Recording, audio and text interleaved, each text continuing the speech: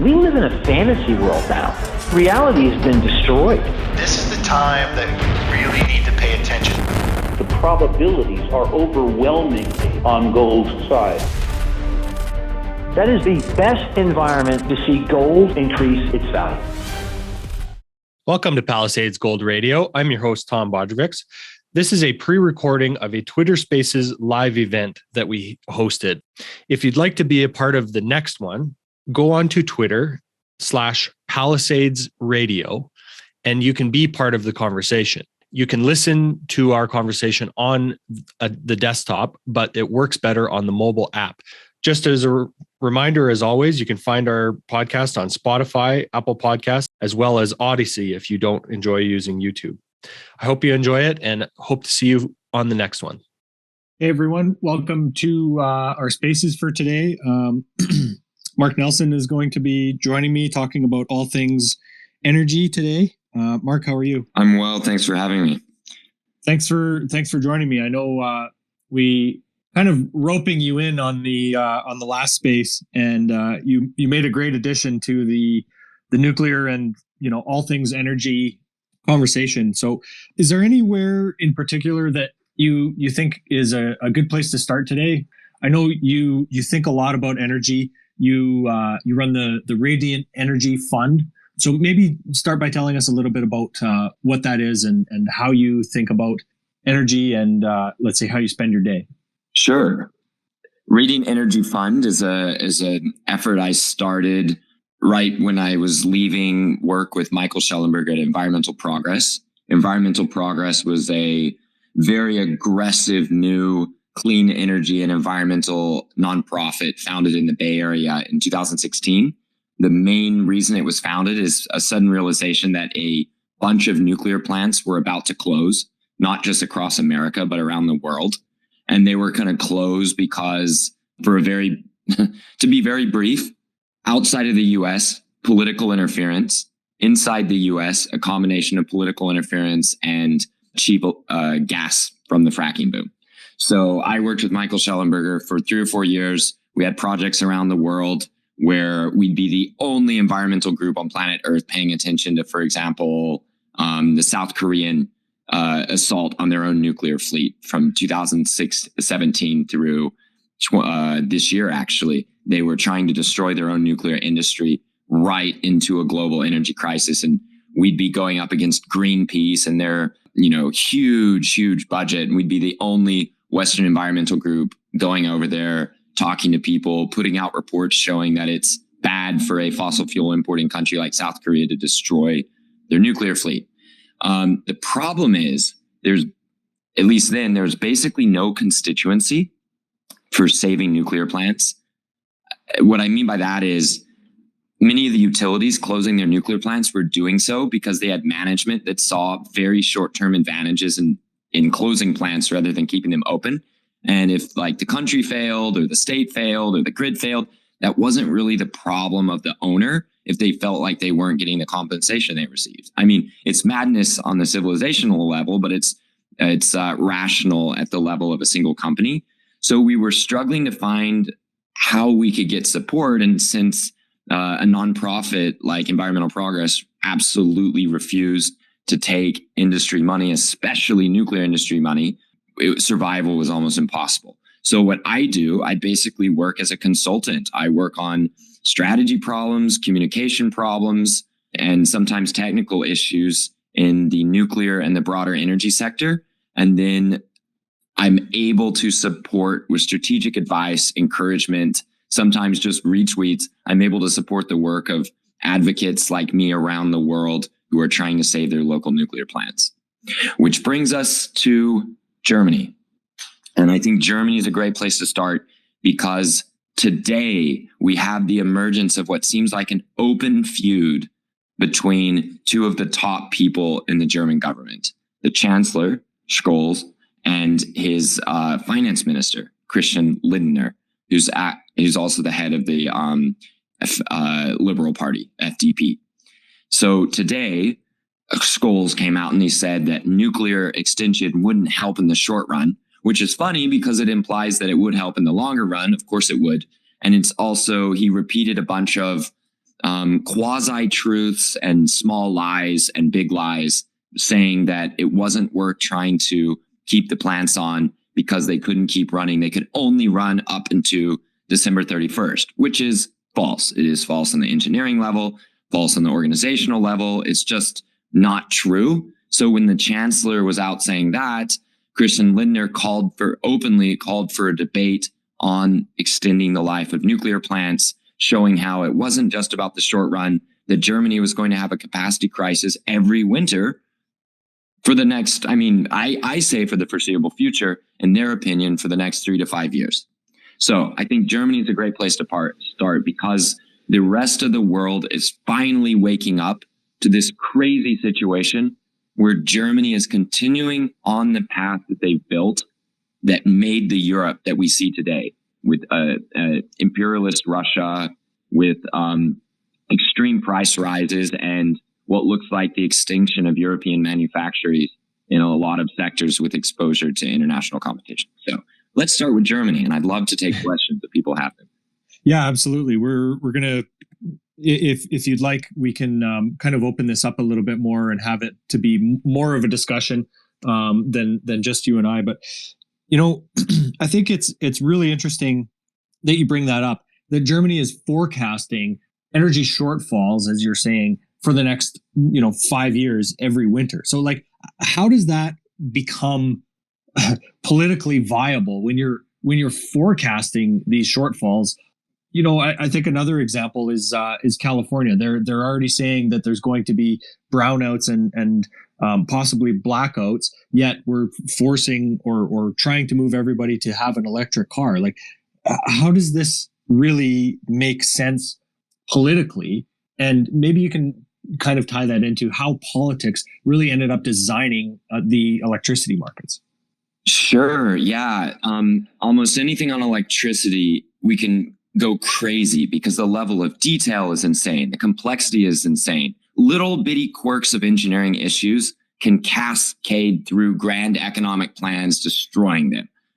Let me be very brief and summarize 120 years of electricity service, 110 years of electricity service. So the very first electricity provision was for a few buildings next to each other in downtown Manhattan, right? Edison came up with he didn't just come up with the idea to have this service, but also the service model and the customer acquisition strategy. And he was less a specific technical genius and more an incredible assembler of business ideas and inventions, right?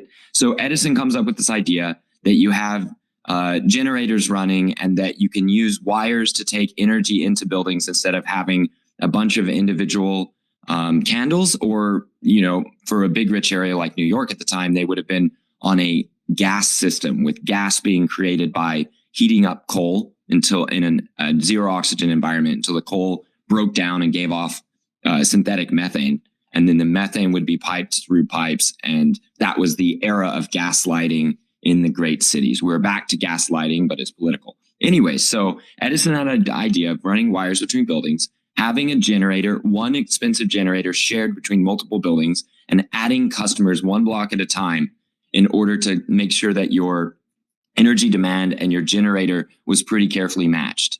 Then we had expansions go very rapidly, and there was a virtuous cycle that got set up with electricity, that the more customers you had, the steadier your demand could sort of be. You could average out usage. You could make more uses for electricity and sell more and have it be slightly steadier electricity provision as more inventors and entrepreneurs found ways to make use of electricity.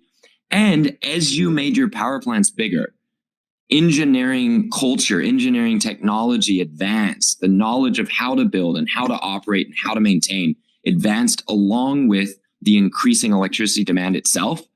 And beautifully, each generation of larger power plant got more and more efficient. So you had all of these incredible things going together. It's sort of the energy world equivalent of shrinking the microchips and adding more transistor gates onto a chip and making them take less energy, which shrinks their size, which allows you to put on more, which, over and over. Well, that's what happened in the left-wing politics of the New Deal, where utilities, which at this point were these big companies growing out of single cities or a set of cities nearby each other, were basically forced into competition or providing themselves electricity to all of America.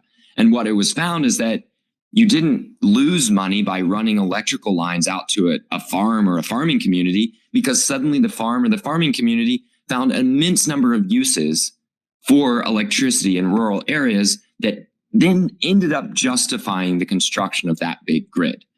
Right. So let's get to the 40s, 50s, 60s. Giant utilities were merging, accumulating assets, growing their territories. A model worked out in America was this: a utility didn't have to be owned by the government necessarily, but in order for being allowed to be the monopoly utility and extracting rents, it had to be answerable to a commission appointed by the public. Right. These are the utility commissions, where, again, to summarize, the idea would be the utility provides reasonable, cheap electricity and maintains everything. And in return, investors can get, their money back plus a bit, and cheap capital could come in by allowing the utility to finance the grid and finance their power plants by pre-charging customers on bills. This worked to make more and more electricity and lower the price of electricity pretty continuously for a century. Because utilities were planning with extremely long time horizons, they were blending power plants of different sizes and technologies together into a sort of optimal fleet, you might say, that these utilities were able to, without the pressure of competition, still provide very cheap electricity. A few movements came together at once: the environmental movement, the degrowth movement, the anti-nuclear movement. All of these movements said that these utilities just building bigger and bigger nuclear plants to make cheaper and cheaper electricity, that was bad because energy is bad. Sometimes they made actual math and engineering mistakes, like Amory Lovins, who said that grids were really inefficient compared to each home or each business making its own energy at just the amount it needed, at just the scale it needed. That was false. It was a lie. The losses on a big grid are about 5% in transmitting the electricity from power plant to consumer. That's extraordinary. And then the power plants, again, the larger you get, typically, the more thermally efficient your power plant is. And the more strategically you can place and build assets like giant coal plants or nuclear plants that survive for 30, 40, 50, 60 years, and whose rent is then further captured by the utility that built it in ways that lower the cost of power production for everybody, because the utility is in that sometimes pushy conversation with the regulator, where the regulator's job is to make sure that the lights stay on at not too expensive a price. So where did we get to today's crisis? In the 80s, there were a bunch of people who thought that the utilities system was bad, shouldn't be there, that utilities were overbuilding capacity, and that we should either make do with less or let market competition come in and discipline the power grid by building fewer power plants. Now, if you build a large, expensive power plant that's really efficient, eventually older plants will wear out and your new plant will be the one that has plenty of load. But they wanted to rush the process. The economists and the lobbyists and the producers of alternative fuels that were underused in the grid, according to the producers like natural gas, they wanted access to these generation markets that didn't exist. They wanted generation markets because if you're looking at a bunch of cheap gas supplies coming online and nowhere to burn them, and you see that if cheap gas comes online and you build a new gas power plant and you force the existing power plants that are already there to be in competition, new gas plants in certain times and places can undercut the cost of generation only, just the cost of generation, from a rival coal or nuclear plant potentially. So the thinking was, if we force all these plants to compete, if we break the ability of the utility to have a monopoly on generation, you will make lower costs of energy for the consumer, which will hopefully translate into lower cost of service, which includes the lines, the wires, the billing, the insurance, the emergency repairs, the phone centers, the grid operation centers. It didn't actually work because gas is only cheap momentarily, and eventually you have to replace gas plants and coal plants and nuclear plants. And as these plants started wearing out, it's become clear that the markets did not provide sure enough revenue to builders of power plants to justify continuing to build power plants. Some cases, it was such uncertain revenue, like in recent years, that nuclear plants that were on and working successfully were considered unprofitable because they couldn't make money against cheap gas. So we lost a bunch. So I was getting into this line of work to fight the closure of these nuclear plants. Apologies for a longer summary than I wanted, but hopefully it's fuel for our discussion here. That's not a problem, Mark. All of this stuff, it's not exactly the easiest thing to tie together in a short, easy to digest format, because like you say, these legacy markets have been around for a long time, and there's a lot of different things that affects them, and also the way they evolve really comes down to understanding a lot of different, let's say, issues and forces over, as you said, the last 110 years, let's say. How susceptible is the energy industry to lobbying by these different forms of energy generation? It's quite an interesting thing. Now, I think you said, well, let me put it this way. I've seen strategy decks by major energy companies on how to undercut and destroy their neighboring utilities' nuclear plants. And this is from the last few years. I've seen strategy guides and step-by-step approaches to both political, environmental NGO, and competitive power plant bidding and construction processes, where the plan was to knock out America's nuclear plants so that these other plants it wouldn't lower rates for anybody. Of course it wouldn't. It would allow other power plants to absorb the economic rent and especially make money off of the power shortages that would be produced if you destroyed a neighboring nuclear plant. So lobbying is real in this sector. It is very effective, in part because the issues themselves are so fiendishly complicated, especially with these electricity markets, that nobody understands them. The market theorists don't actually understand them. They don't understand electricity. So that's a bit of an issue in designing a market for it. The grid operators probably have the best shot of understanding, but they are told to be neutral. They're not supposed to say which power plant's good or not. They're only supposed to operate the grid and keep the lights physically on moment to moment, not necessarily over multi-year time span. That's the obligation of the other regulators, of the governors, of the public utility commissions, even in states that no longer have public utility power plant generation. It's all been put to the markets. So because the issues are complicated and no one actually understands them, there's immense incentive to just get yours in a failing system. That's what we're seeing across a lot of the rich world today. There's no one who's actually empowered to understand electricity and reverse the really bad changes that have led us into this capacity crisis and over-reliance on highly volatile fuel prices. Yeah, it completely makes sense, but it's in some ways surprising, I would say, just listening to what you were saying, that these other utility companies, I mean, obviously they have an incentive to go after and make nuclear look bad, but it never occurred to me that was part of the problem in, let's say, forming this opinion and this attitude against nuclear energy. Right. So it was, I mean, look, if you're in the fossil fuel business, you typically don't hate nuclear. Maybe you see it as a competitor, but it's not like the natural gas guys think that energy is bad and therefore nuclear is bad because it can make a lot of energy. There have been only a few times that I know of where there was extremely open, hostile, public anti-nuclear advocacy by the fossil fuel industries who were willing to be named and show. One of the most famous examples is Australia, where the coal industry stood up and said, as a patriotic Australian, you should fight nuclear because it's going to hurt coal. That's one example. And there are some other advertisements that people show from like local energy providers who were trying to get people to resist nuclear plants because it would put their oil-fired plant out of business because it would lower the cost of anyway. But those open battles are more rare. Much more common is for the fossil fuel industries to work with environmental groups to sabotage other fossil fuels in production and nuclear.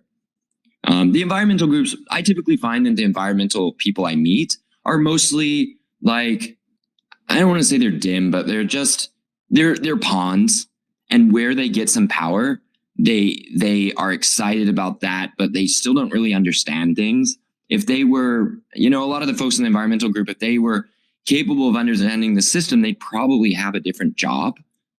Sorry to be mean, and I've got some lovely people I've met in some of them, but they're being used. Definitely true that the big utilities and big energy companies use environmental groups as pawns to do what they need to do. Let's take an example of a company that operates a nuclear plant in New England, right? That company does whatever they can do to destroy nuclear plants in other areas of the country, but they protect theirs up in New England. So if there's somebody trying to build, power lines that'll bring in cheap Canadian hydro, they'll use whatever tricks they can to get that line blocked for whatever reason. And in the end, they're not environmentalists there. They're sophisticated people, not like environmental, like line workers, the people at the NGOs. They're just trying to stop the market price from cratering and undercutting the economic rents of having a nuclear plant on a liberalized electricity market. Certainly, I think that one of the most exciting things we could see in the next year is if environmental groups, environmental nonprofits were required to disclose foreign donors, because I suspect we would see some very well-spent rubles, some extremely well-spent foreign money that got America to undercut its own electricity generation in the name of, I don't know, not even carbon, just whatever it is that those giant environmental groups are trying to do when they shut our nuclear plants. I think you'd find it. But as far as actual people in the fossil fuel industry disliking nuclear, I found that we tend to get along for philosophical reasons. Yeah, that's interesting to think about the role of all these different players here on this geopolitical scale, or not only on the geopolitical scale, but also within the country itself, where you have these self-interested groups, as you said, looking after their own and really only worrying about themselves and keeping their plants running and being able to capitalize, let's say, on higher energy costs. How do we try to maybe design an incentive structure where we have people working together instead of against each other, or for the better good of society, or just energy generation as a whole? There's a huge part of, I've heard you speak about before, about the current inflation that we're seeing that has an energy component to it. And when we step back and think rationally, we should be trying to work together and solving this energy issue. But of course, everybody's just bickering about their own little corner, right? Yeah, I hear you. You know what? In some ways, you don't have to reinvent the wheel. That old Churchill quote, "Democracy is the worst form of government except for all the others." We know how to plan electricity systems that stay cheap and reliable. The regulated utility model works, and there's plenty of capitalism to happen. If that's your thing, there's tons of capitalism that gets to happen within a regulated utility model. The utility is still hiring contractors and services. They are still buying power plant equipment from, capitalist companies. I run into this weird ideological funhouse where I find people who can't understand electricity. So they try to figure out which words map to their pre-existing political commitments, and then try to use that to figure out which energy system is best. Look, regulated utilities work. They work well enough that we can more or less ignore them and go on with our life with enough energy there. Yes, we should overpay to make sure we don't have capacity crunches. In electricity, capacity crunches are extremely damaging to the entirety of society, while overpaying for electricity barely matters. Now, people are going to say, hey, electricity bills are high and they're so hard on people in poverty. Do you mean to say that that doesn't matter? No, I mean that in order to claim that we can make the electricity bills lower than the long-term costs of big utilities, we risk destroying everybody, like, the Texans who are getting a 50, 60% jump in electricity prices, New England, people are going to see in New England 100% increases or more in their electricity prices because the advent of their regulated utility system destroyed nuclear plants and committed only to building natural gas, but only with imported natural gas. So that's what I mean. I'm not saying you overspend forever. I'm saying you spend that extra penny per kilowatt hour to not over optimize or break the planning function that regulated utilities offer. In terms of how do different energy industries get along, I don't know about that. Nuclear industry doesn't get along. There is almost no nuclear industry. It's quite pathetic in many ways. So I don't want to even pretend to know how to make nuclear industry appear and then suddenly cooperate with other energy industries. The nuclear industry is very slow and sluggish, and it can't really understand politics or people very well, or at least traditionally it couldn't. So the utility, which blends different energy technologies together to provide a certain reliable cost of service, that is a system that provides political power outside of dedication to a specific fuel or to a specific model of building gas plants and getting a gas contract and putting them right next to nuclear plants to drive them out of business. The utility, at the expense of maybe, the political domination over some state houses or perceived corruption from utility execs being friendly with commissioners, that is going to be an issue in every system. You're going to have issues like that. I think we can handle the downsides of the utility model much better than the chaos, cutthroat, destroy your neighbor's power plant before he destroys yours, plunging the whole region into crisis model that we have now. Yeah, that's perfectly put, I think, Mark. It seems just so short-sighted, but what policy isn't or doesn't seem to be short-sighted at this point? It's very, very disheartening when we look at all of these, just in the energy world, all these policies that seem to be just shooting ourselves in the foot left, right, and center.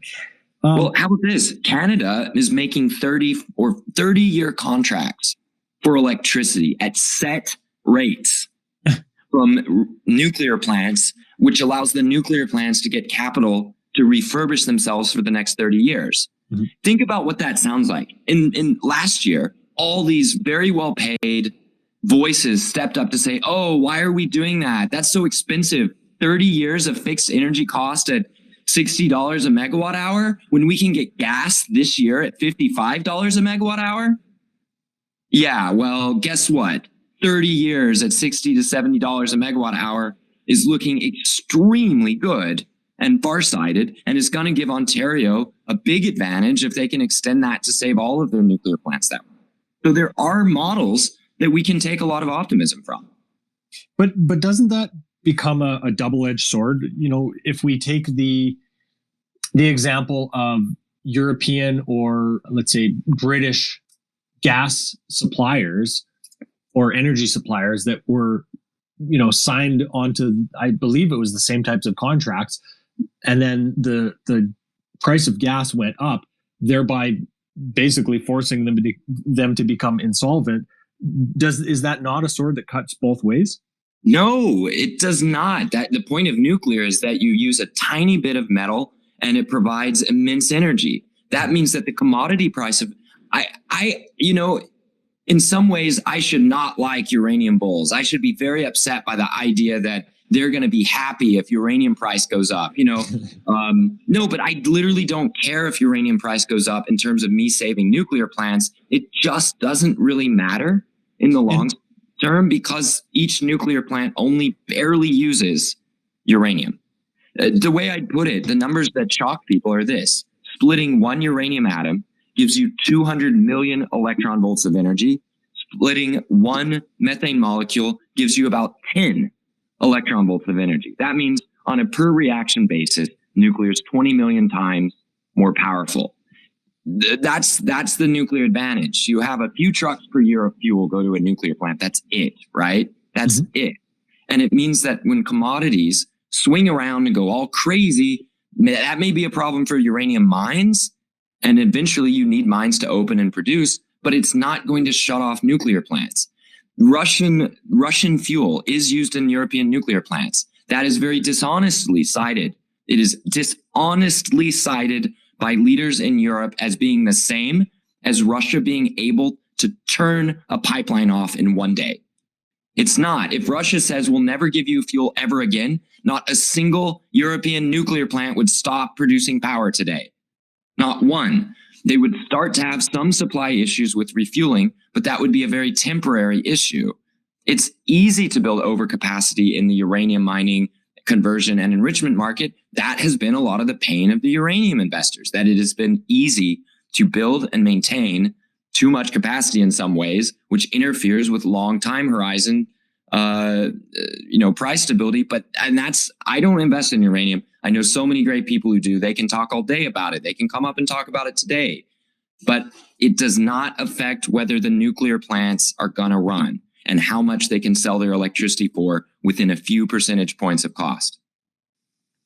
Yeah, that's a great point. That's kind of why I posed the question that way, is to help let's say the average person that doesn't necessarily understand that, the difference really between the way that the commodity-based energy producers are affected by input cost versus a nuclear plant. And when you build or maintain a nuclear plant, that fuel, even if it triples in price, is still such a minuscule amount of input cost to running that plant, or even in the case of building a new one, that it becomes very price insensitive, right?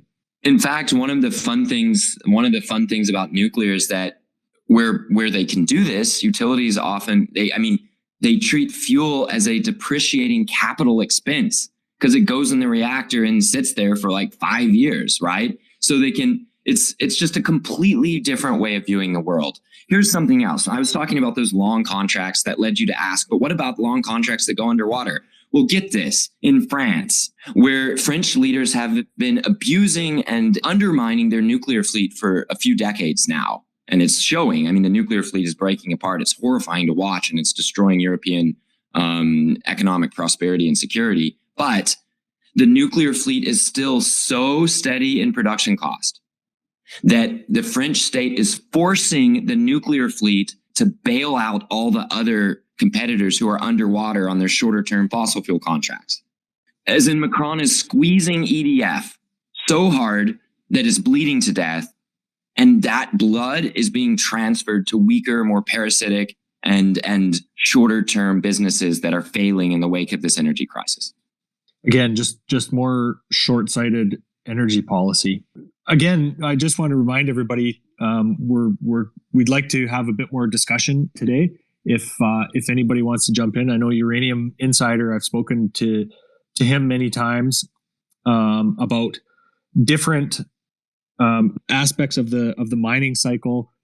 But I think at this point, Mark, correct me if I'm wrong, it's something like 70+% of the nuclear fuel at this point comes from Kazakhstan. But yet, I think if memory serves me, uranium is something like the 6th most common element in the Earth's crust. So it's not like there's a lack of uranium. It's just a lack of investment to produce it and enrich it. Is that right? Well, I will say that you have some extraordinary folks on this space, and I'd love for Art Hyde to say a few words here if he's able to speak and can ask for the mic. I'm just going to say that I am headed up to see some of the richest uranium containing rock in the entire world here in a few days. I'm going up to see some of the mines in northern Saskatchewan. It's going to be a great treat for me. I've not actually gotten to see uranium mining. I grew up in an oil and gas family, so I've seen that, but this will be the first time I've seen uranium. I'm going to go deep under the earth and see where this stuff is really coming from. But so I would say this: the world has a great ability to mine and produce uranium. When you said the fuel comes from, you got to be careful. So much of the cost of fuel is stuff outside of the cost of the uranium ore and the processing. So here's the steps. You find uranium in the earth, you dig it out, you crush up the ore and process it to get out so-called yellow cake. That is the what is it? U3O8, I guess, is what yellow cake is. And then if you need to enrich uranium for fuel, you have to convert that yellow cake into a heavy uranium gas, uranium hexafluoride. And then you spin that in gas centrifuges, or you blast it with a laser to enrich it, depending on your process. That laser enrichment should be coming soon. And then you have a higher proportion of the spicy uranium you really want, the good flavor, and a lower proportion of the less useful flavor. Then you have to convert it back from uranium hexafluoride gas into a form that works in fuel. In most cases around the world, that is uranium dioxide. And that uranium can then be put into pellets and put into a reactor. Russia and Kazakhstan have different portions of ownership and market share at the moment. A lot of it based on existing contracts as much as existing capacity to execute on contracts. Those can be switched over more or less easily to other countries in either instant time periods or longer time horizons. So there's a lot of things that go into fuel other than the uranium that comes out of the ground. Russia is they're either a very small net exporter of uranium itself, or actually not. They're just about level. But in terms of fuel and enrichment, they do have more market share. Thankfully, uranium goes in reactors for a long time. Production's very steady. Planning can take place. And since the material throughput is so small, if we want to, we can have lots more capability very quickly within a year or two or three to have Russia completely cut out of sensitive fuel cycles if that's the desire of the West. And again, that depends on economic incentive price to be able to drive that. Is that right? Yeah. Well, you know what? Really, it's that Russia wanted. Yeah. So this is what we've seen. A country decides that the fuel cycle is of national strategic importance. They make sure it's there, and then they have the capacity to sell on the market if they're competitive. I've heard a lot from folks in the industry about how Russia got embedded into so many different places. They would, somebody would come up to a utility and say, "Hey, we've got uranium to sell you." And they would say, well, interesting you should say that, because here in my desk, you can tap on the desk and open the drawer and say, "I have a offer from the Russians that is a little cheaper than you. You want to reconsider?" And then there'd always be an ability to go to the Russians to price discipline other providers. And, there may be some long-term practical implications that may have been brought up, but how do you say that as a higher priced competitor to the Russians? You tell utilities, well, yes, our friends, the Russians, have a slightly cheaper product they're offering, but what if there's a giant war in Asia or in Europe or even in Asia that breaks out? You can, now, of course, everyone sees it. No one even has to mention it. So we're scrambling to figure out where our own supply would come from. It will probably involve both some market incentives, but mainly a national commitment to being as strong with nuclear fuel as Russia is in their country. Russia has a big infusion of uranium from Iran because of their active participation on the Iran deal. And so Iran is supposed to export all its uranium to Russia, which is quite a bit. It's not much. I don't think that's accurate. Well, what you hear on national TV is different than what you hear from State Department. I think we may be mixing different products between spent fuel, enriched uranium ore. But anyway, Art's here. If you could maybe comment briefly on the Kazakhstan and Russia fuel cycle issue. Yeah, and sorry guys, I'm trying to multitask on a couple things over here, but I'll say hi quick. Yeah, so Russia has a relatively small percentage of global uranium production, 6, 7, 8%, depending on what year you're looking at. Kazakhstan is obviously a major producer at something like 45%. Uzbekistan produces about 9 million pounds a year, also a very large producer. So in the region, it's quite impactful to the global market.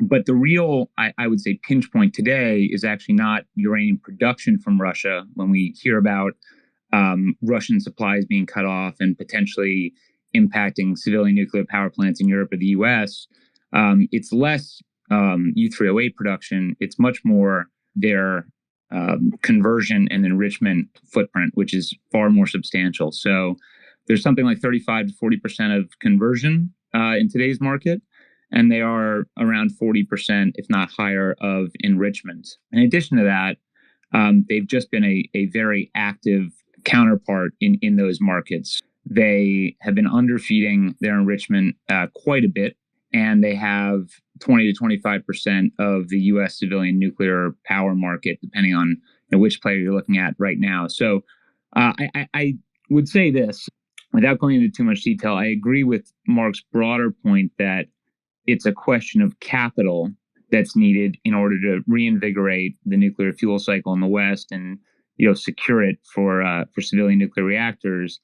I probably don't agree with his idea that 2 to 3 years gets everything back in line. But I think what I like about the uranium market and the related investment theme is that you can have pricing go substantially higher and it doesn't really destroy demand, which I think Mark kind of agreed with.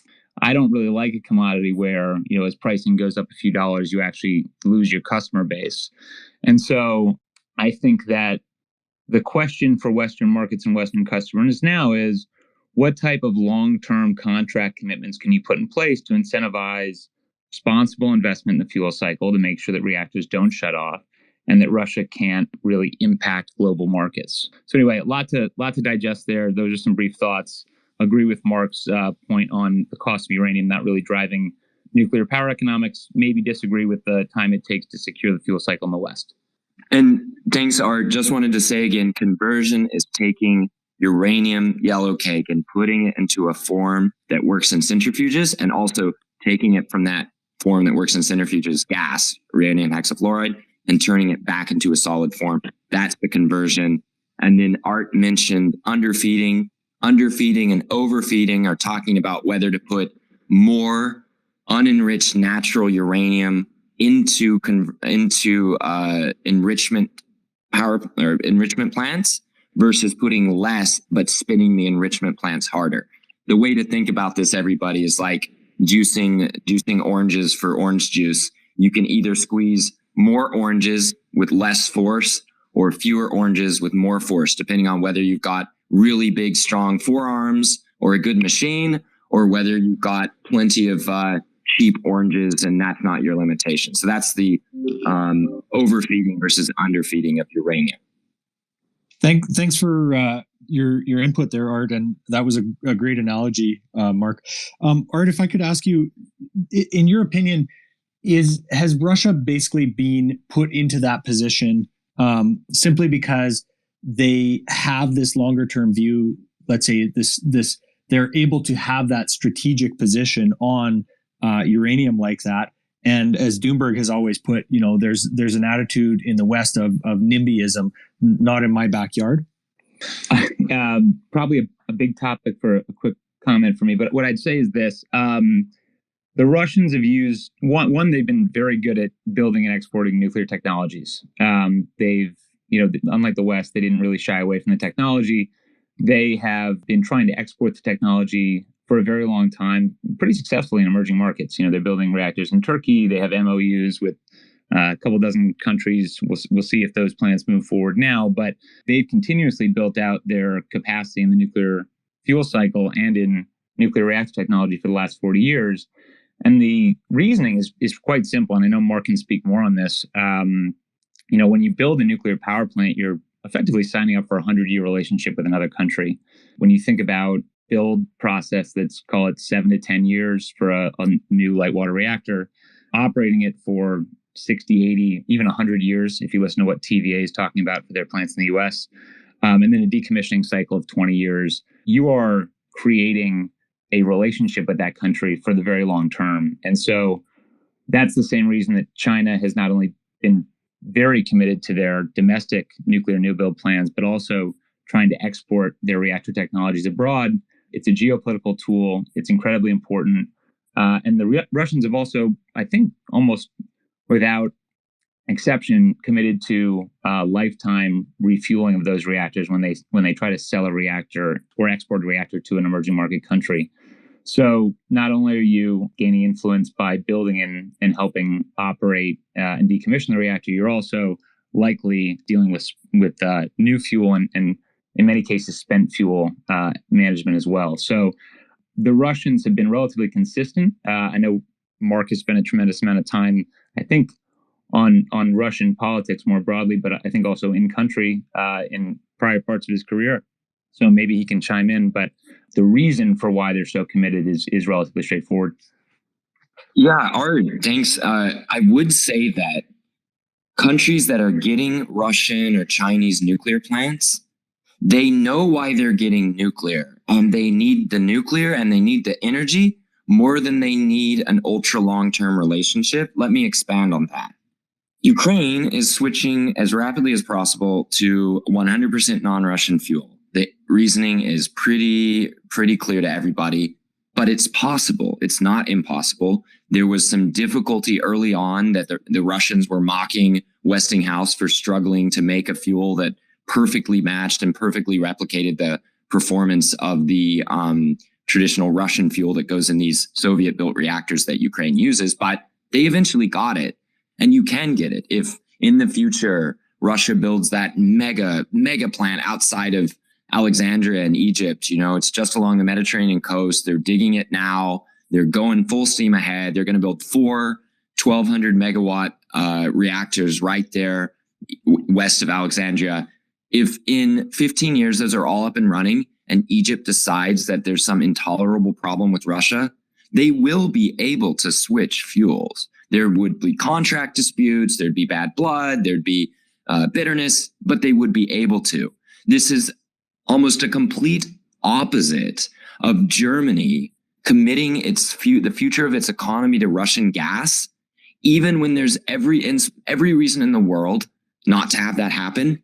They are struggling and may even fail to figure out how to substitute it in any way that makes sense for their economy and for European politics. They may or may not be able to do it, but if it was just a matter of switching their remaining nuclear plants from Russian fuel to non-Russian, they'd be able to do that very rapidly. That's the difference that is provided by the energy density of nuclear. It's just you're no longer limited in the long run or maybe even the medium run by the material flow into the reactor.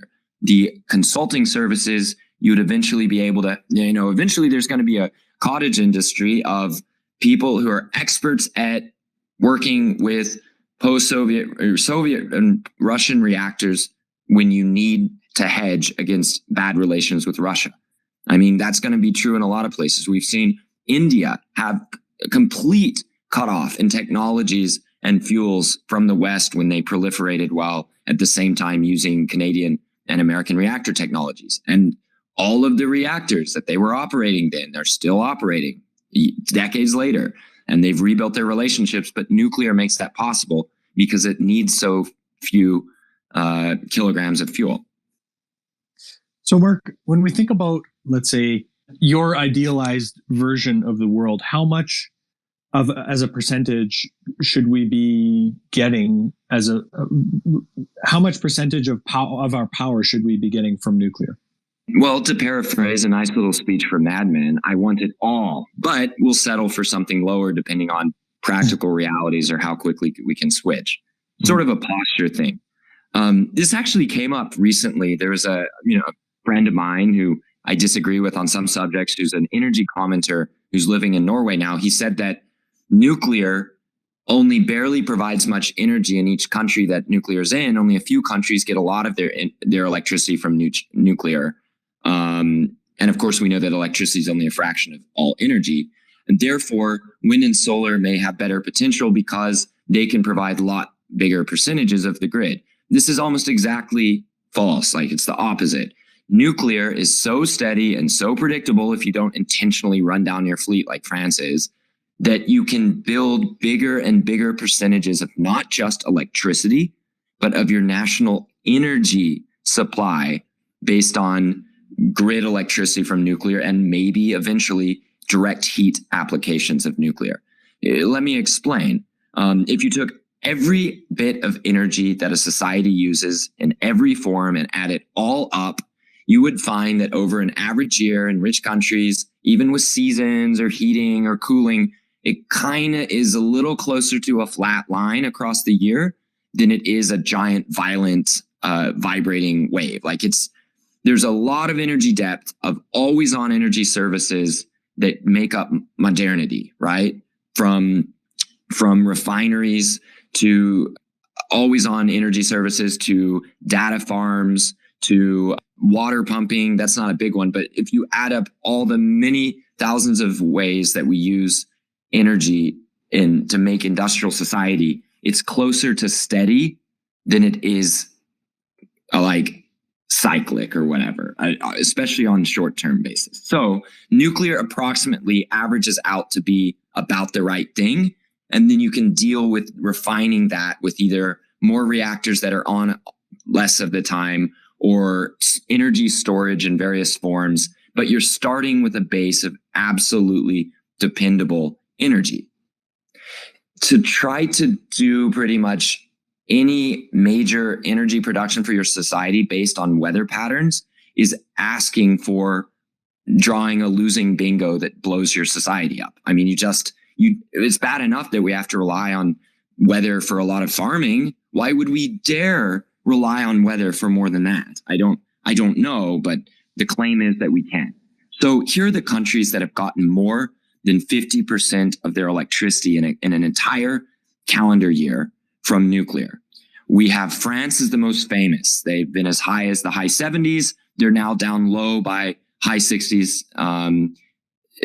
By the end of this year, it's pathetic, but that's France for you. It's still the leading example of an energy using society powered by nuclear. Then we have Ukraine that's been above 50 a lot of the time, up to nearly 60 some years. We've had Hungary, we've had Slovakia, we've had Taiwan at one point got almost 60% of its electricity from nuclear, and that's an island, a literal island. Basically, that itself, I could have stopped with just Taiwan and said, this proves beyond a shadow of a doubt, you can have the dominant electricity production on even a small grid from nuclear. The people who are the Navy nukes like to say, well, you can do 100% nuclear. On our submarines, we go for months sometimes with just that. That proves beyond a doubt we can. We've had other countries get really close. Bulgaria, South Korea, Sweden has been around 50%. Belgium has been up there. We know it's possible. Here's the total list of countries that have gotten 50% of their electricity from wind plus solar ever in history. Denmark.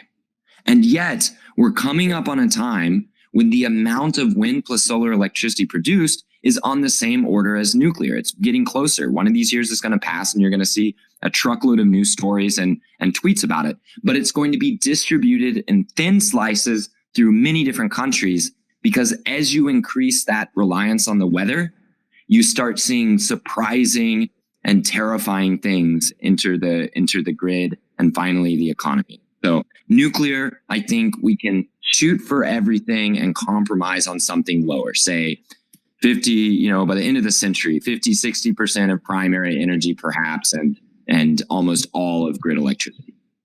Hey, I'm just going to chime in one more. I've got to jump on another call in 4 minutes here, but I think a lot of this topic about what share of the energy system should be nuclear is derived from the assumption that nuclear is relatively inflexible compared to other generation sources and doesn't load follow effectively with wind and solar.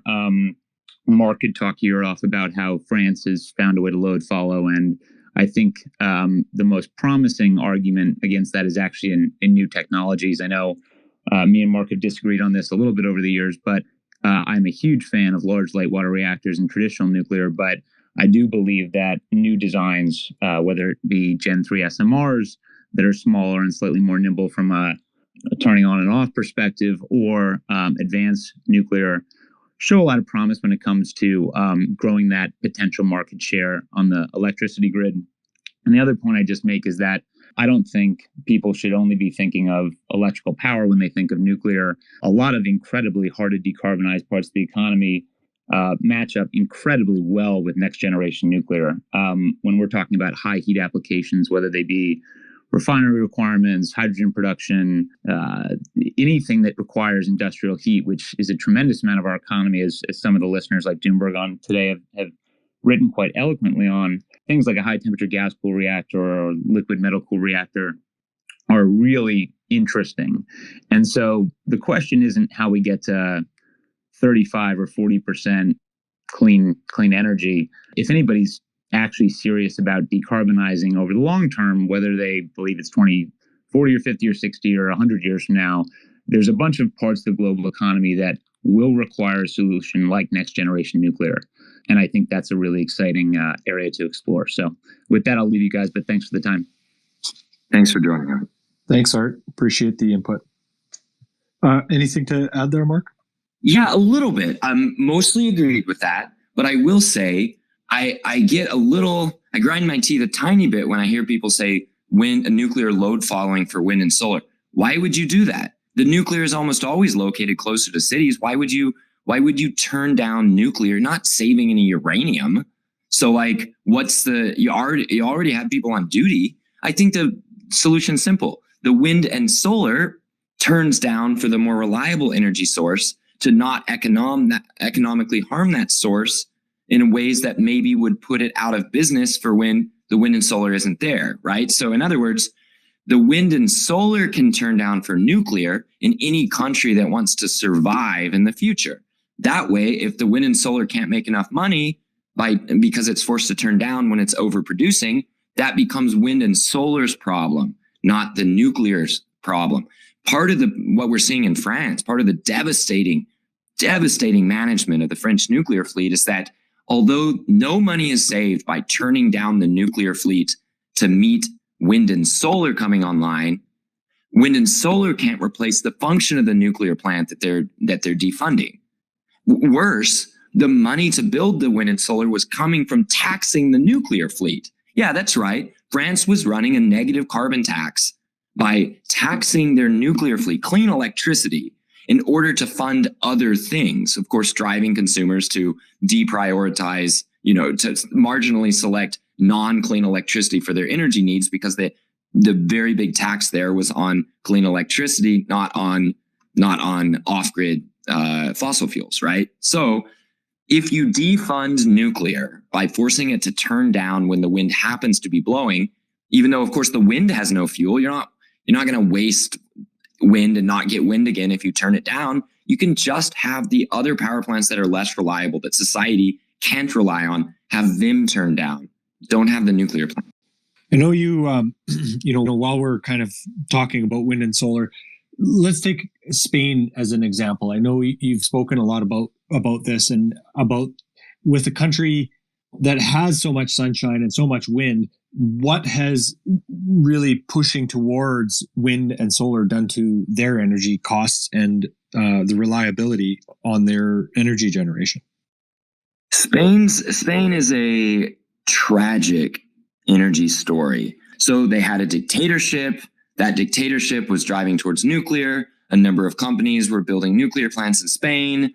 The dictatorship fell, and then the nuclear building stopped. Well, part of the battle against the Madrid government by separatist forces, typically left-wing, typically like eco-oriented groups, found a common cause against the government there.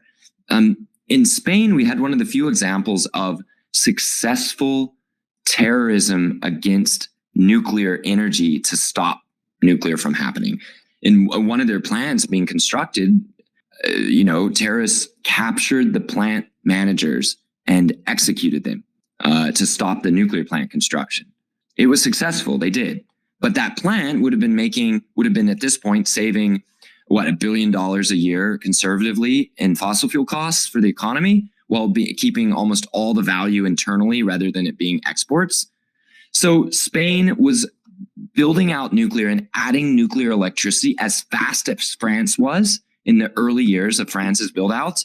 But then Spain stopped, didn't build any more. And for the last few decades on and off, there's been an attempt to destroy the nuclear plants the government that's now sitting has claimed that it needs all the nuclear plants to close. and they haven't backed the EU measures to include nuclear as green energy. They've been fighting against that. Spain also had an infamous bubble in solar and wind where they severely overcompensated solar and wind, suddenly had to stop the compensation. They even clawed some of it back, and it destroyed the solar and wind industry there. And now they've had to rebuild it. It's just a complete mess. The government is blaming high electricity prices in part on nuclear price gouging. A lot of people in this group will be able to roll their eyes immediately at that because the nuclear plants don't set the price, and they were of course getting lower revenues, and they had special taxes put on them just to try to make the nuclear plants lose enough money to push the owners to close them. That's what's going on in Spain. It's a wreck. And I don't see any solution except for, not attacking the nuclear fleet and letting things sort themselves outside of it. For a lot of Europe, they're just not in a position to build reliable energy supplies anymore because either they don't have the fuel or they don't have the capabilities. I don't know what's coming. That we've had decade after decade, a century of being able to build bigger and better power plants, and we turned it around almost entirely. And I'm not quite certain we have the ability to build power plants yet. It has to be re-earned. So Mark, I don't want to come off being against these green energy sources. I think there's obviously a role for all of these different types of power generation in the world. So what are, you mentioned instituting, let's say, wind and solar during the high peak times.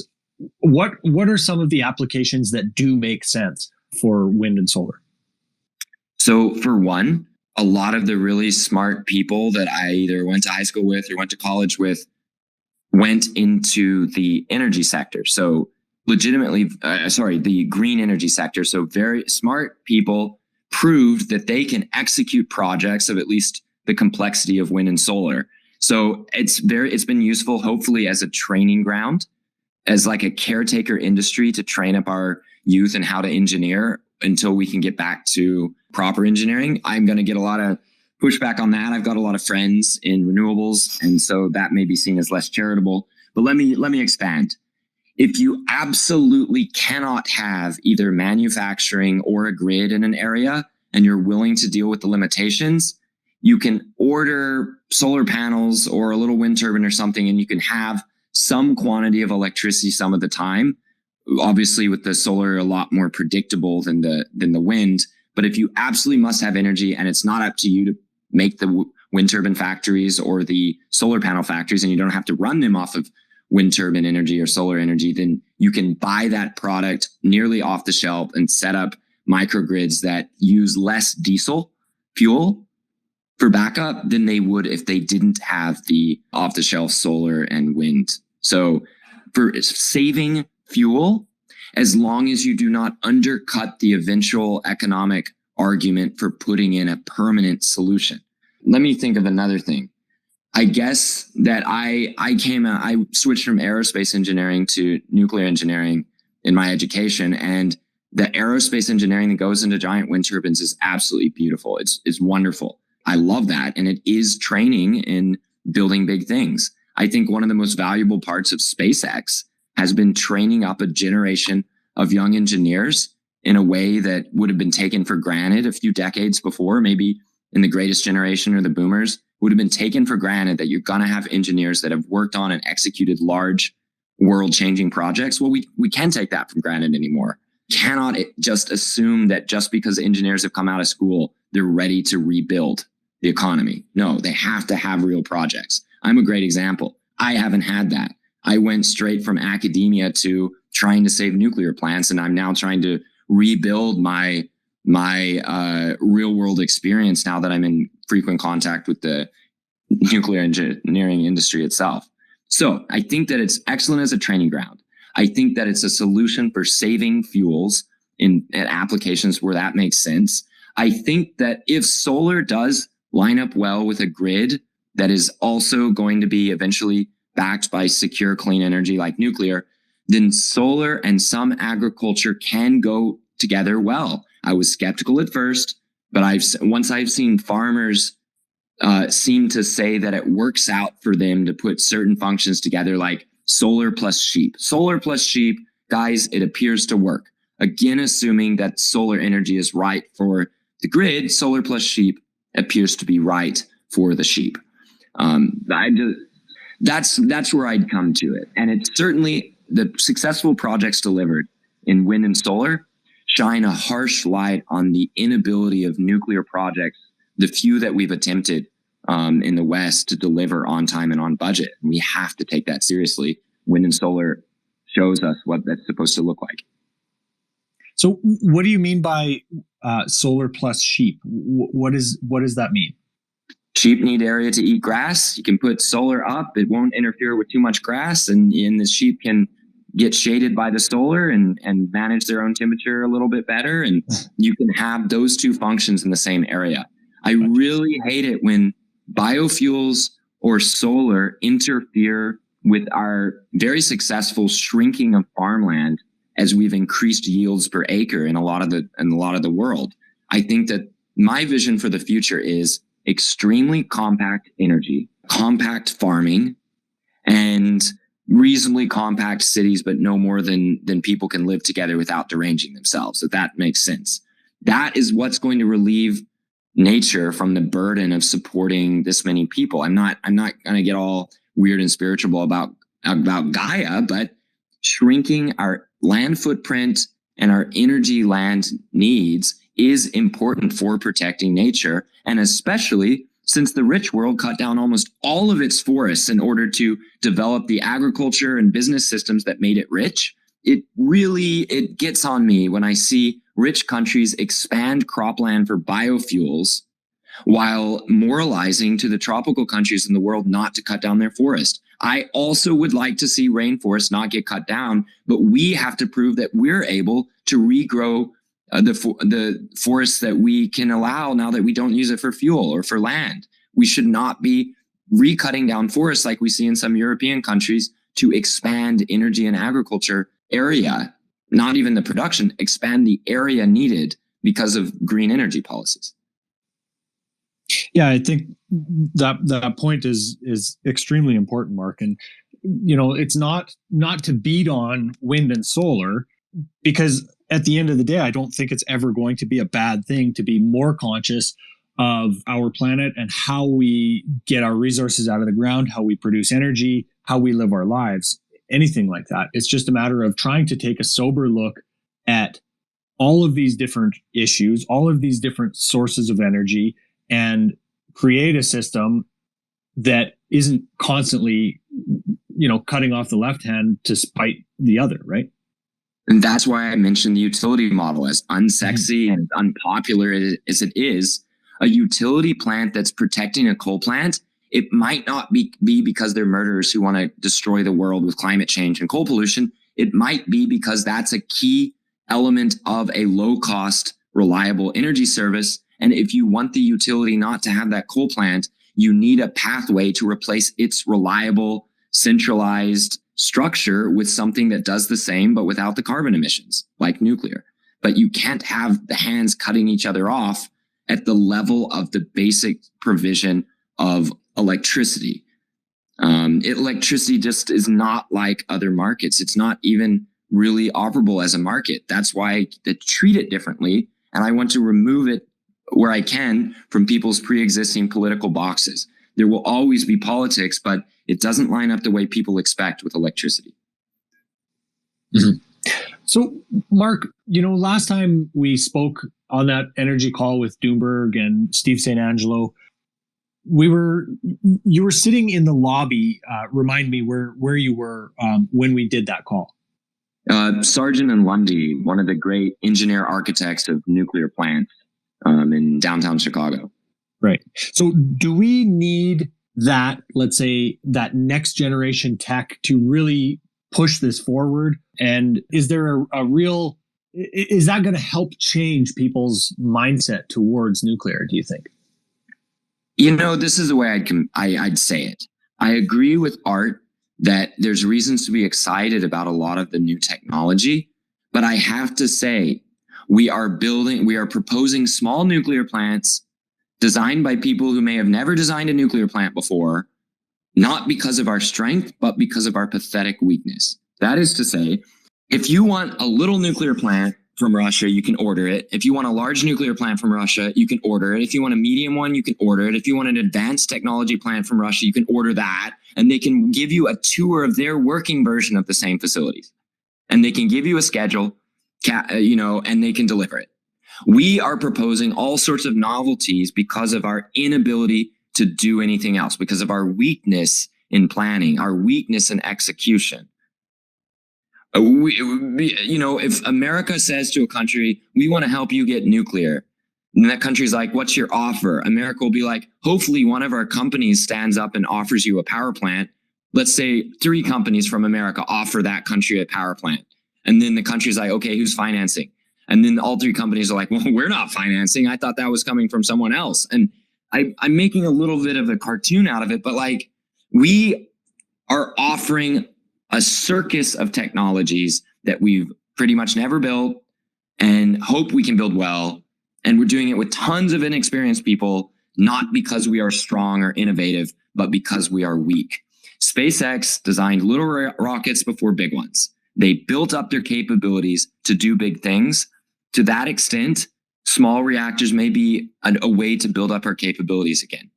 But you can bet that Korea is going to, now that they've replaced their, elected a president who doesn't want to destroy the nuclear sector, they're going to be able to stride in, have the president of their country go meet the president of another country, and they have a vertically integrated from top to bottom solution, and they're gonna win a lot of those bids with the small complication that for Korea to win a bid, there has to be an agreement with America to allow nuclear technology export, because the Koreans bought American tech and then learned how to build it.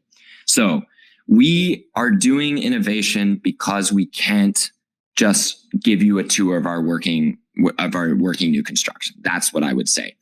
I am more excited about some technologies than others. I'm really excited by anything that keeps all the things we know work well over multiple decades of operation. So, for example, small light water plants, I kind of like. If we're going to change things up, I want to change as little as possible. So General Electric, for example, is breaking apart. We don't know who's going to get the reactor division or how that's going to work. But General Electric is working on a power plant that's basically like a real simple tea kettle, where the coils sit there in the water and boil the water until it's hot, and the steam comes off, and then you use it. It's just really satisfying in its simplicity. And I think it'll work. I think it'll work well. And they're not trying to build in the US first, because the US is a bit of a mess with its planning and lack of willpower to get big projects done. But they're working on one of these for Canada. Tons of other countries are interested. Some of the big utilities that still have an ability to plan for the future are interested, like TVA and Duke. And I hope that those will be successful.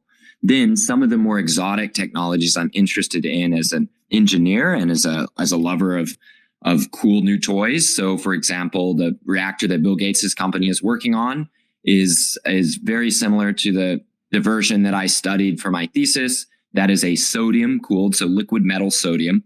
Think the alloy and polymoly alloy used by the T-1000 in Terminator 2. So you've got that liquid flowing metal around metal rods containing metal fuel.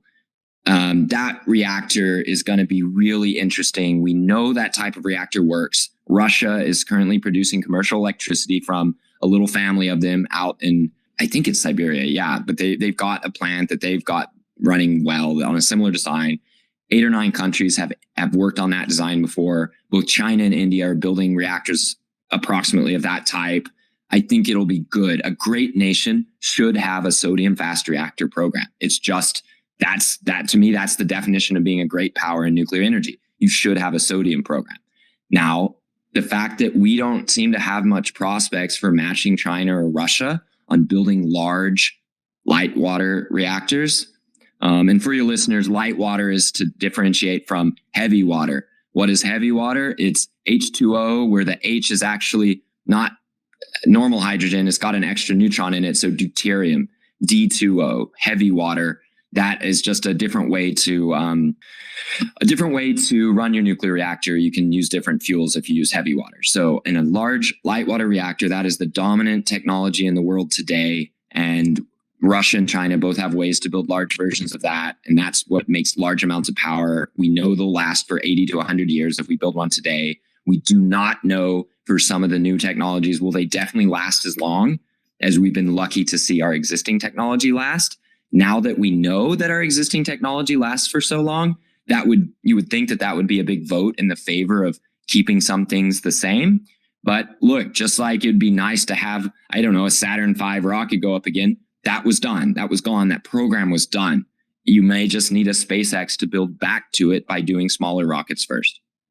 So, Mark, I think one of the only other things that I'd like to cover here is what the real cost is and let's say the energy investment to get, a plant that is going to live, as you just said, for 80 to 100 years. What is the timeline and the cost involved in getting something like that, and how do we, let's say, go about justifying that? So when you say we, are we talking America right now, or should I be well, let me say this. How do you get a bunch of people to agree on multi-billion-dollar projects? In some ways, what I use as a model, LNG plants that are being decided on now. So I think, what is it? Cheniere, one of the big LNG companies just announced today they've arrived at a final investment decision for an investment that would be sufficient to build a big nuclear plant. But it's not a cause célèbre in the environmental press. There's not going to be colossal protests against it. The government isn't going to, I don't think the US government is going to step in and try to slow it down. But, if we export US gas, we're going to see US gas prices get closer to global prices, which is a transformation that American society just isn't ready for yet. But no one's stopping it. And they arrived at that final investment decision. Likely, I don't know when they started the process, but I would imagine that progress was very fast after the start of the war. So that's a project. And there are other super projects that America is building, there's an ethane cracking plant in Pennsylvania that's of the size and scope of a mega nuclear plant, right? So we do build industrial facilities of similar size and scope as super nuclear plants, and we somehow arrive at final investment decisions for those, right? We somehow arrive at EPA yeses for those, at all the regulatory yeses for those. There's nothing special about nuclear except, the cultural baggage. There's nothing special about it as an industrial facility that should make that agreement process slower than for the LNG plants and the big cracking plants, like the gas processing plant. So there's our model. Once we decide to build, likely with long-term contracts like the LNG plant got, right? We know that if we could offer a bunch of countries in the world without them getting to see that it's nuclear energy, if we could offer them the 30 years, $60 or $70 a megawatt hour electricity contracts that Ontario is signing with their own heavy water reactors up there in Canada to finance the refurbishment, I bet most countries in the developed world at least, would say yes. Well, that's what we have to get nuclear. Let's say that we arrived at that today, a commitment to build a 2-reactor addition to a nuclear plant somewhere in the US, let's say in Texas, to make up for the loss of gas that's going to head out from that LNG train. Let's say you're going to build 2 reactors that were planned to be built at either Comanche Peak or South Texas project before the gas boom and the blow up of the plant's construction process at Vogtle in Georgia. So we commit today. Then I would ask, are we building a plant that has an analog anywhere in the world? So let's say we go to GE Hitachi and we say, we don't want your new plant. We want your old plant. We want the plant that you built in 3.9 years from first concrete under the reactor to commercial operation. You built a 1350 megawatt plant reactor unit in 4 years in Japan. We want one of those. And then GE would say, oh, well, maybe you should get our next version that's even bigger. And I would say, you've never built that. It's a blueprint and a concept. It's a vibe. I want the one you built. And then they would say, okay, well, we only have a few people on staff from back in the day when we built that, but we can reach out to our Japanese partners and see about bringing some of the team back together. That's the way I would go about it. Hopefully, if you got a good team together, really good project management, used, Sargent and Lundy learned a bunch of hard lessons at Vogtle. You get that engineer architect back involved and say we need all the experience that you can hire or wheedle onto your team. We want all that experience. Then hopefully you could get that reactor groundbreaking within, say, 2 years, because they already plan to build more units at both the Texas plants. And then you get it constructed in hopefully 6 to 8 years. And if that sounds hard, there are not easy options anymore. We burned through the part where we thought that the renewables were the easy way forward. Marginally easy, they arrive at a very unstable and difficult medium-term configuration, as Texas is now realizing. Yeah, that was well said, Mark. It just astounds me that we've come to this place where we're really facing this, as Steve St. Angelo calls it, the energy cliff. And as disruptive as all of the debt might be in the world, not having energy and being able to provide electricity and or heat to your citizens, I can't imagine how disruptive that can become. But think about this. In the past, we were always building the next, newest, greatest power plant when the previous ones that we could rely on were still operating well. We've kind of broken the cycle of continuous improvement, continuous tacit knowledge being handed down from engineer to engineer, from welder to welder, from a carpenter to carpenter. We're having to reboot a lot of stuff, and it is really hard. And also a comment on the 2 reactors, and hopefully in 1 to 2 years to get going if it was decided on today, and 6 to 8. I'm saying that to be conservative. I think we've learned a lot of lessons at Vogtle, and if we could hire or get those same people on teams, hopefully not the ones that made the worst decisions, but maybe they've learned, we could make sure that a big schedule blowout is avoided, and we might even get it done faster than expected. Here's something I want in people's heads. It may take 8 years to build a reactor, but it may only take 10 years to build 2. It may only take 11 to build 3, and it may only take 12 to build 4. And then it may only take 15 to build 8, and it may only take 20 years to build 20. It's a program. We launched our moon program, and 8 years later, we had our first landing. Does that mean it's 8 years per moon landing? No. In the next 4 years, we had multiple moon landings, sometimes more than one a year.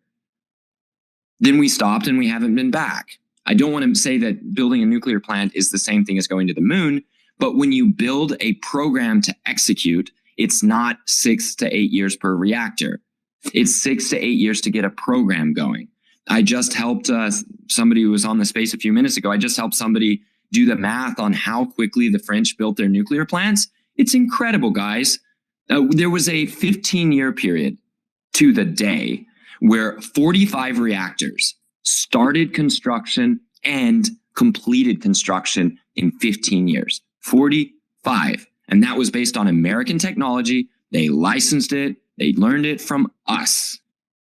So in the UAE, in the Emirates, in Abu Dhabi, it took them maybe 2005, 2006, a nuclear program was suggested. They signed a contract to develop the idea pretty shortly after that, a few months after that. Then it took a few years of prep. Then the tender process, I believe it was 2009 that it was launched. Decisions were made 2010, 11. Construction started 2012. Well, those reactors are turning on. One after the other, bam, bam, bam, bam. And they've been done in construction for a while. All 4 have been done for a while. The UAE was just absolutely committed to having their own citizens operate the key jobs in the plant. And it took time to train the people. So they could have gone faster, but chose not to because they want to own it all. Despite what Art said about the really long-term relationship, I agree. But if Korea had continued down the path of destroying their own abilities, you can bet that the power in that relationship would have been in the UAE's hands, not in Korea's hands. UAE has already had to threaten to renegotiate contracts because of how bad it was to work with Korea during the years when their government was trying to destroy the nuclear program. So all that to say, a program is what builds a lot of nuclear. An individual plant can go very wrong. So, Mark, where do you think we are? How far do you think we are from being able to have, a better public appetite towards nuclear? Do you see attitudes starting to change towards nuclear, or do we have to experience more pain before the general public wakes up and realizes that this is a reasonable path forward? Attitudes have already changed. Even Germany, we've got polling that I trust. There's been some people pushing back on the polling, but I know the process that set up that polling. I understand the people who did it. I know the team that got hired. I believe the polling is especially accurate through time. In Germany, we've suddenly seen a rise in support of nuclear. Up to 65% of Germans say that nuclear should continue to be operated to meet EU climate goals. Ignore that EU climate goals. That's always just stands in for, should nuclear continue because of good things? So yes, for good reasons, yes. 65% of Germans say yes. We've seen the government at the top start to openly split on it today. So that's occurring. All of that is burning off the time we need, the final months, to keep those nuclear plants open. So the answer is yes to both. People are waking up, the attitudes are changed, and yes, more pain appears to be needed. As great as it would be to avoid it, in the US, nuclear is bipartisan. It is truly bipartisan. There are senators who may disagree on tons of things, and then they can go and nerd out behind the scenes on nuclear. They kind of stumble over each other sometimes to say how much they like nuclear. It's tricky for conservatives to say how conservative nuclear is, because there's a lot of Democrats who say that nuclear is great. So people are finding different political pitches to express their commitment to nuclear in words. What the pain does is potentially get us closer to action. I think that's a fairly good place to kind of wrap up. That's all the questions that I really have for you, Mark. Does anybody else have any questions or comments for Mark? Winslow, go ahead. Yeah, so it's just a question regarding regulators, right? So if you just go look at ERCOT, you can see all the executives there. They've been replaced ever since that winter storm. You go look at Biden, and it was Jennifer M. Granholm. She was asked about other types of oil, right, drilling and whatnot. Can we bring that back? And she pretty much said no, and renewables are the only way to go about that. So it's just a question of, how do you get the regulators and the people that actually make the decisions to be on board, right? So how do you get those people in power is the question. So unpopular answer, partly it's just going to be younger people who do not have the same ideological grooves cut in their record, if that makes sense. So there are things, Jennifer Granholm likes nuclear now. She really likes it. It would be very difficult to fake her enthusiasm, her level of enthusiasm for nuclear. That didn't somehow lead to miracle actions to stop the closure of her own state's nuclear plant, Palisades, a few weeks ago. Like it didn't stop it. She was enthusiastic about it. She said it should be saved. She helped set up a program to save it that they thought might save it. She worked with the governor in Michigan who wanted to save it. And the regulators in Michigan decided, the regulators a few years ago were like, yeah, gas is cheap. Why would we want nuclear? Now they're like, oh, wow, we're really screwed. Let's keep the plant. All of that was sentiment. It did not lead to action or intervention to save the plant. That's the problem with the nuclear positivity story I sold. On the other hand, you mentioned things like ERCOT, where now the system is so complicated. The political incentives are so cross wires. The power to make a change that's required in ERCOT is divided into so many different hands. I don't know what regulators there can actually do anymore. The solutions required in ERCOT are just, they're gonna hurt parties that have near veto abilities, and nobody understands electricity enough to build a coalition to get the changes done that ERCOT needs. So that's a separate issue. Here's what I would also say about the comments about oil. We definitely have way too many people that have to ask someone else's opinion or some other expert for basic intuitive things, and eventually that breaks. That is, Jennifer Granholm doesn't really know about oil and gas stuff. She can try to learn it like book smart style, but when a complicated question arises or an intuitive decision or a yes and no under uncertainty comes up, she's not necessarily going to be able to combine deep experience into a solid commitment feeling forward, even if she wants to stop problems or she likes nuclear or whatever. So especially the problem with the climate stuff is those who approach climate first on everything often don't come from a background that allows the intuition to even successfully pursue climate politics. To pursue climate politics, you have to survive. So you can't mess up the energy system and still do climate politics. But if you don't know the energy system, it's very hard to make decisions related to it or to make your intervention at the right level, even if you have the power to make that intervention. I agree that from this point of view, politicians and regulators are up against really bad barriers, one of which are themselves.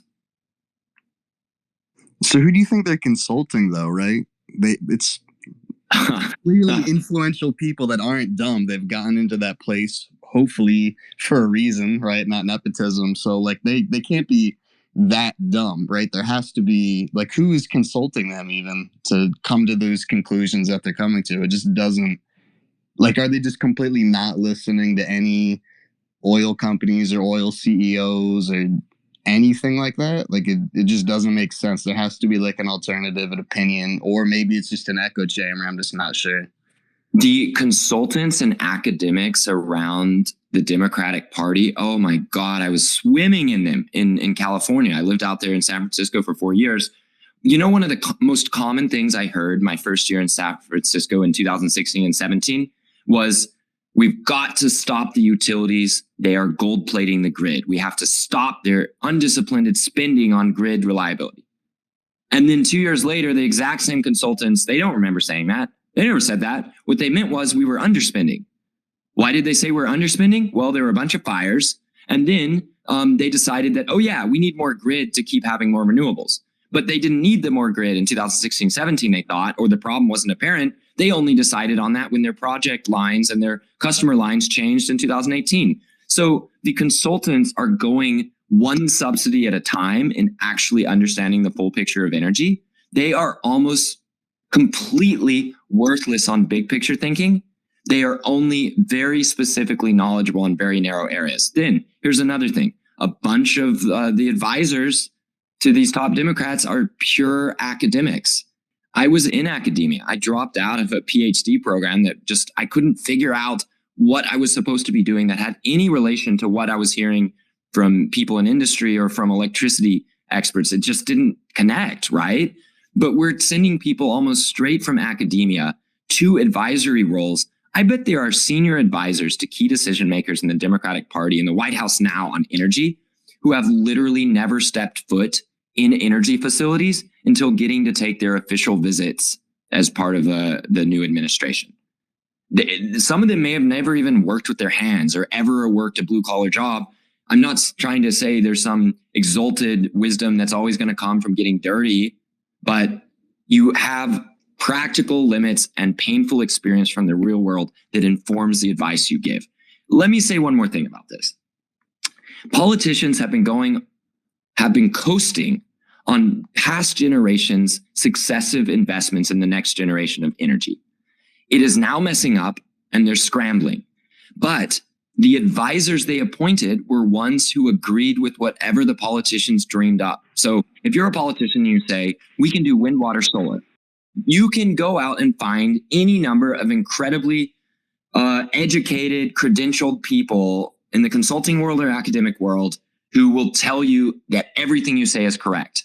And until you reach hard physical limits, until the pain that's now hitting in Europe forces you to get different advisors, you don't need to. You can keep the advisors who will say whatever you already dreamed up is the right thing. It's like having your own personal doctor as a celebrity. It's a quick path towards or being told that whatever you think you want, you should get, right? It's dangerous. And if you don't have any intuitive understanding as the politician or decision maker yourself in energy, you don't even know the units that energy is counted in, then you won't know whether your advisors are legit or not. Gordon Johnson, go ahead. You've had your hand up for a while. Hey, thanks a lot. Thanks for taking the question.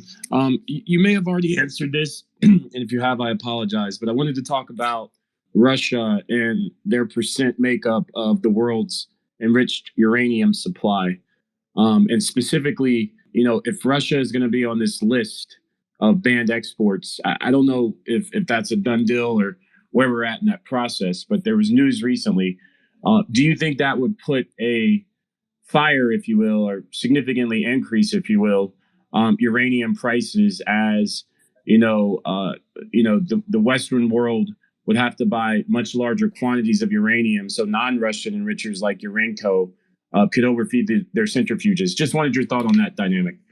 Sure. I'm much less worried about uranium quantities. So first of all, this isn't investment advice, and I don't play around with uranium, except that I've mentioned before, I'm going up to see the mines themselves in Saskatchewan this week, and I'm really excited. I'm going to see some uranium mines. But in terms of the price effect of bottlenecks at certain areas, it's complicated, it's weird, and because countries have immense strategic interests involved, there are forces at play that are so large compared to the physical quantity of material needed. I wouldn't want to speculate one way or another. In order to overfeed, that is to squeeze more oranges with less force to get more orange juice. That's overfeeding. You have to convert the uranium into the form that's ready for centrifuges. And if that's a bottleneck, you may have a price spread that shows up that limits price increases in one part of the system or another, right? So you may have bottlenecks that work in somewhat surprising ways, and I wouldn't want to speculate about what the effects are of a sudden collapse in supply. It certainly seems more interesting to Russia to mess with gas supplies to Europe than its obligations in nuclear supply. So depending on the actions of the West, there are certainly ways in Washington to give the appearance of a cutoff without, enough to get the headlines without actually turning off the lights. Like, that's a possibility too. And if they fine tune it or somebody squeals, it could lead to changes that reduce pressures on prices in certain areas. Thanks for your question, Gordon. Chapman Scarborough, go ahead. Okay, Mark, I'll get to ask you this question. We've been talking about the politicians quite a bit, but my question is, how many people within the nuclear industry actually believe that we are in a transition to uranium? That's a great question. I love that. Obviously, there are people at very different levels in the nuclear industry. There's a lot of folks who came into the nuclear industry when times were bad. Some of them came in because they saw that it was the future or believed that it was the future. Those are people who definitely would like to see more uranium by the time they leave their career, powering the world. On the other hand, a bunch of people in the nuclear industry are there because they are extremely obedient, excellent, consistent performers of specifically prescribed duties. These people can have a range of views, and it won't matter. They'll show up for their night shift at the reactor. They'll show up for their day jobs with the contracting companies. They'll do their work exactly the same ways, regardless of their personal opinion. As nuclear energy properly bursts into the cultural sphere, it is happening. It has been happening for a few years now, and it's big. There are going to be a lot of people who've been performing their job well in nuclear, who are going to keep performing it well, who suddenly care about nuclear beyond their own job. They'll see value in their own story as being part of the nuclear industry. It will become the talk of a party. The little nieces and nephews will come talk to uncles and aunts and say, I saw a TikTok about nuclear. My mom says that you're in nuclear. And then that will definitely increase the pride and probably the commitment to a story that I'm doing the right thing by being in this sector. I didn't join it maybe for that, but I'm delivering it and it means a lot to me. So that's coming now. There are certainly people at high levels in nuclear companies who do not think nuclear is the future and are just positioning themselves to jump sectors. That's been really common during this dark age from 2013 to 2020. A lot of people in nuclear are poor advocates for the interests of their own industry. Partly, they've heard anti-nuclear mythology so many times that they don't know how to challenge it or may even believe it. Let me give you an example. France.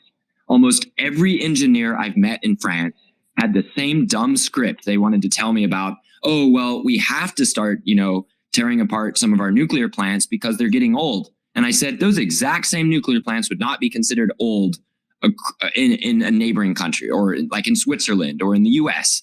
And they look at me shocked, like I'm slapping them and they're just waking up. And I'm saying, look, your plants aren't old. Who told you your plants were old? And they're like, well, if we don't shut them down, we won't be able to build the new ones. And if we don't build the new ones, then we'll lose our ability to build. And I said, okay, forget that. Your ability to build is practically shot already. How are you justifying the sabotage of your own plants that are not old? And they look like I'm speaking an alien language. Would you call that people who do or don't believe in the future of uranium as a power source for the planet? They sort of do, but they've somehow decided that only French reactors are destined to be bad and not operate well at old age. Like, how did they come to believe that? That's pure anti-nuclear propaganda, and it completely infects the French nuclear energy sector from top to bottom. Aziz, you had your hand up in a question. Yeah, thanks for this space. Thanks to you, Palisade and Mark. I just want to add a few points here. Everything that we address when we address nuclear and nuclear reactors would only be covering our need for electrification and some partial need of decarbonization. We still have a long way to go in the energy mix to make up for other resources that are just as much needed through the hydrocarbon resources, oil and gas and coal, to fill up that energy necessity required for mining, smelting, aluminum smelting, steel smelting, all the need for the transportation sector, the industrial feedstocks, all of these. So when nuclear is much needed, it would be able to fill in quite a good portion for the necessity of electrification required. But there are a lot of other policy-related forecasts, especially forecasting demographic growth, market growth, all of these that are still requiring more and more of these resources. That's just my comment. Maybe Mark can go and elaborate a little more. Yes, a fantastic and important comment. I'm seeing green energy experts suddenly get shocked by the wave of anger and the devastating loss of quality of life that's coming to Europe. Suddenly pivot straight from, we don't need nuclear or fossil fuels, we've got renewables, to saying, keep nuclear out, but we're going to need some fossil fuels. So I've certainly seen professionals in self-preservation mode over these last few months starting to point out the truth that you just said. Here's what I would say. If there is a substitute possible, you're going to see it from nuclear. And I don't know, to some extent, high temperature nuclear, if we can build it and operate it consistently, that's been the problem in the past, that hot gases are difficult to work with. And during times when there's uncertain commitment to nuclear at all, it's difficult to have a high temperature gas reactor program. But nuclear offers the predictability and reliability characteristics and potentially the cost per BTU characteristics that will make inroads into all those areas that you spoke of. That is, maybe not direct substitution, maybe not immediate substitution, but indirect and longer term substitution without a doubt. I mean, everybody who's talking about hydrogen is an energy carrier. Nuclear is going to be the obvious best way to make zero carbon hydrogen. We're not going to make a system where we only make hydrogen when the sun shines or the wind blows. It's just, that's not economic. But we may make hydrogen as an intermediate and as a start of a feedstock for any number of processes.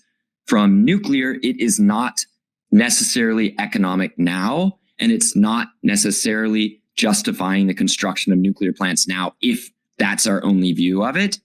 However, what we're seeing is amortized nuclear plants across the world operating long-term at $20 USD 2021 per megawatt hour, all in costs at $20 per megawatt hour.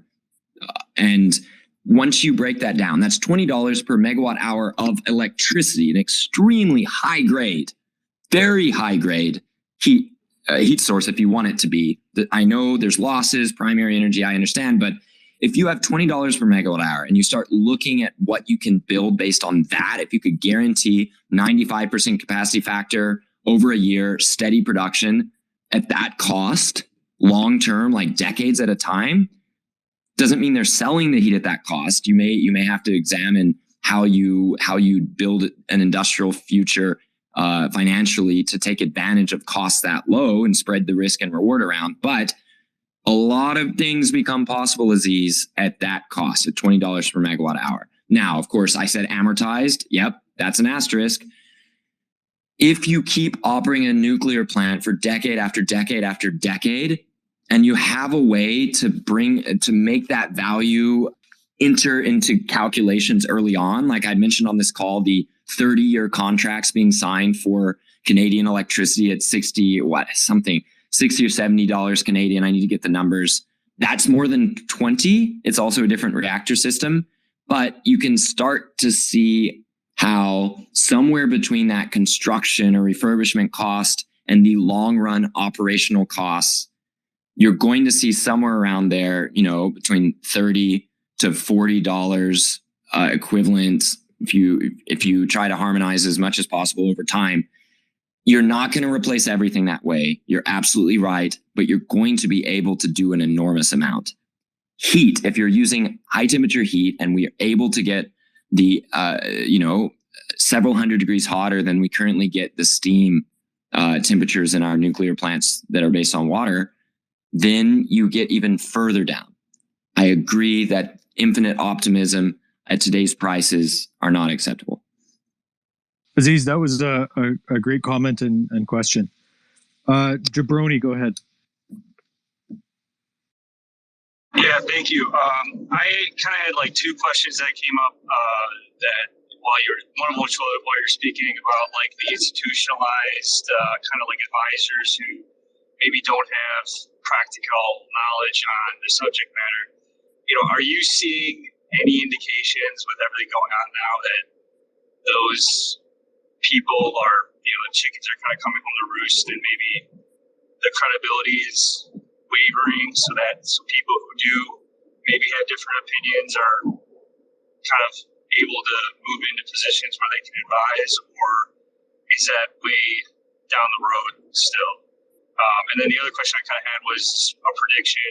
It sounds like with all the regulatory red tape and everything, it would be almost like easier to see 20 years down the road, somewhere like a jurisdiction like Africa, where it's kind of more Wild West in many cases, or decentralized at least, having more nuclear than maybe somewhere like the West. So I just kind of want to see what your thoughts are on those things.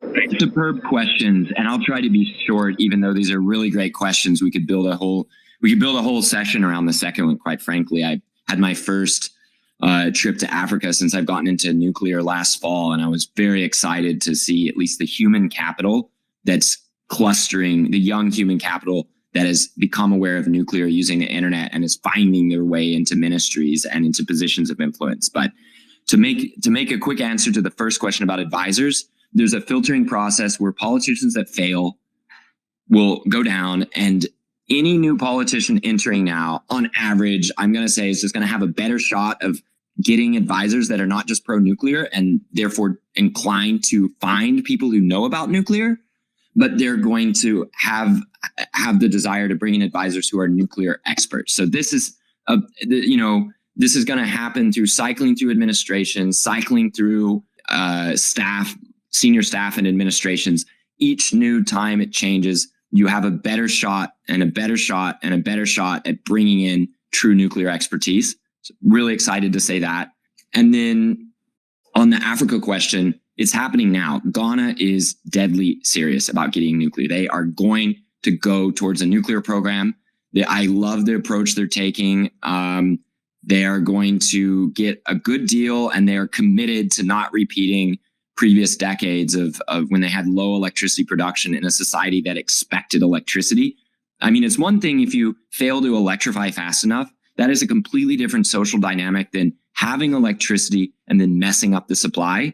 It's how countries in Africa are going to respond to that tell me a lot about whether we're going to see failed states or a new prosperity. South Africa's teetering on the edge. It's really, really tough to hear from colleagues there and really tough to watch. They have a nuclear plant that's doing an extraordinary job as the coal plants that help keep up the grid around it are failing due to age and underinvestment.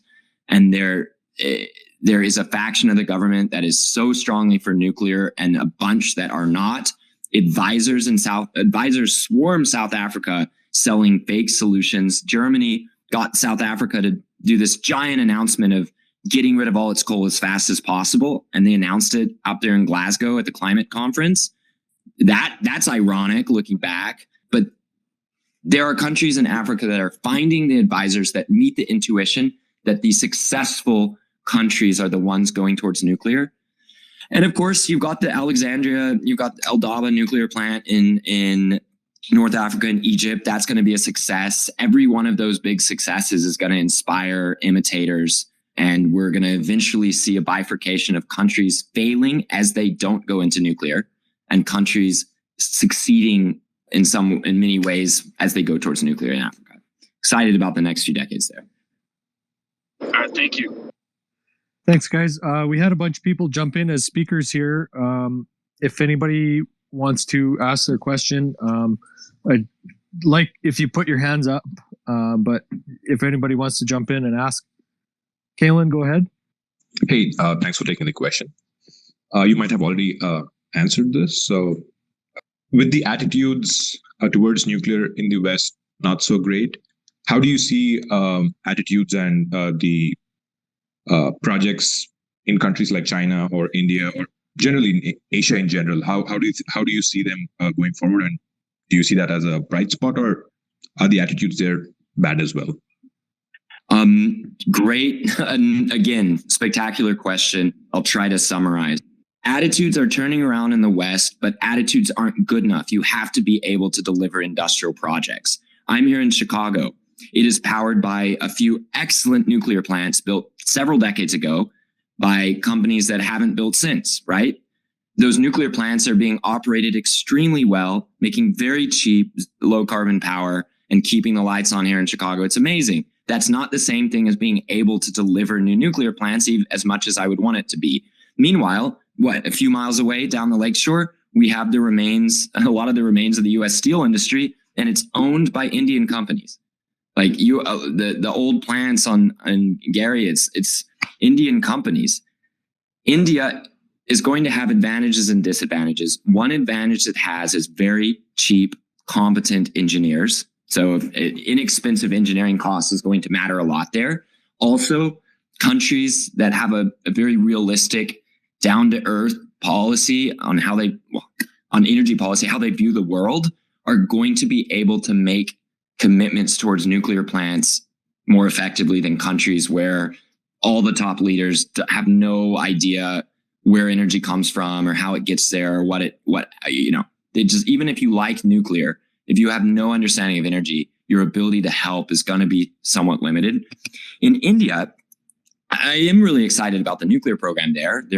Hopefully we'll hear news very soon about starting up your first sodium fast reactor. And I said earlier on the program that every great nuclear nation needs a good sodium fast reactor program. That's the long future of Earth. That's squeezing every bit of juice out of your uranium, plutonium, thorium. That's once we have fast reactors, the future, we sort of wave away. It's just about energy can become less of an issue. You're going to know that you can produce it. You're stuck with all the other problems then. But India's sodium reactor program has been very slow, and I'm happy to see that it's almost done and they're almost ready to turn on. Then it will be probably a few years of troubleshooting. India's heavy water reactor program is very, very interesting to me because as far as we can tell, it is the lowest cost nuclear in the world. The construction cost of Indian domestically produced pressurized heavy water reactors is cheaper, even maybe by a factor of 2, depending on what numbers you believe, than Chinese reactors built in China. That's extraordinary.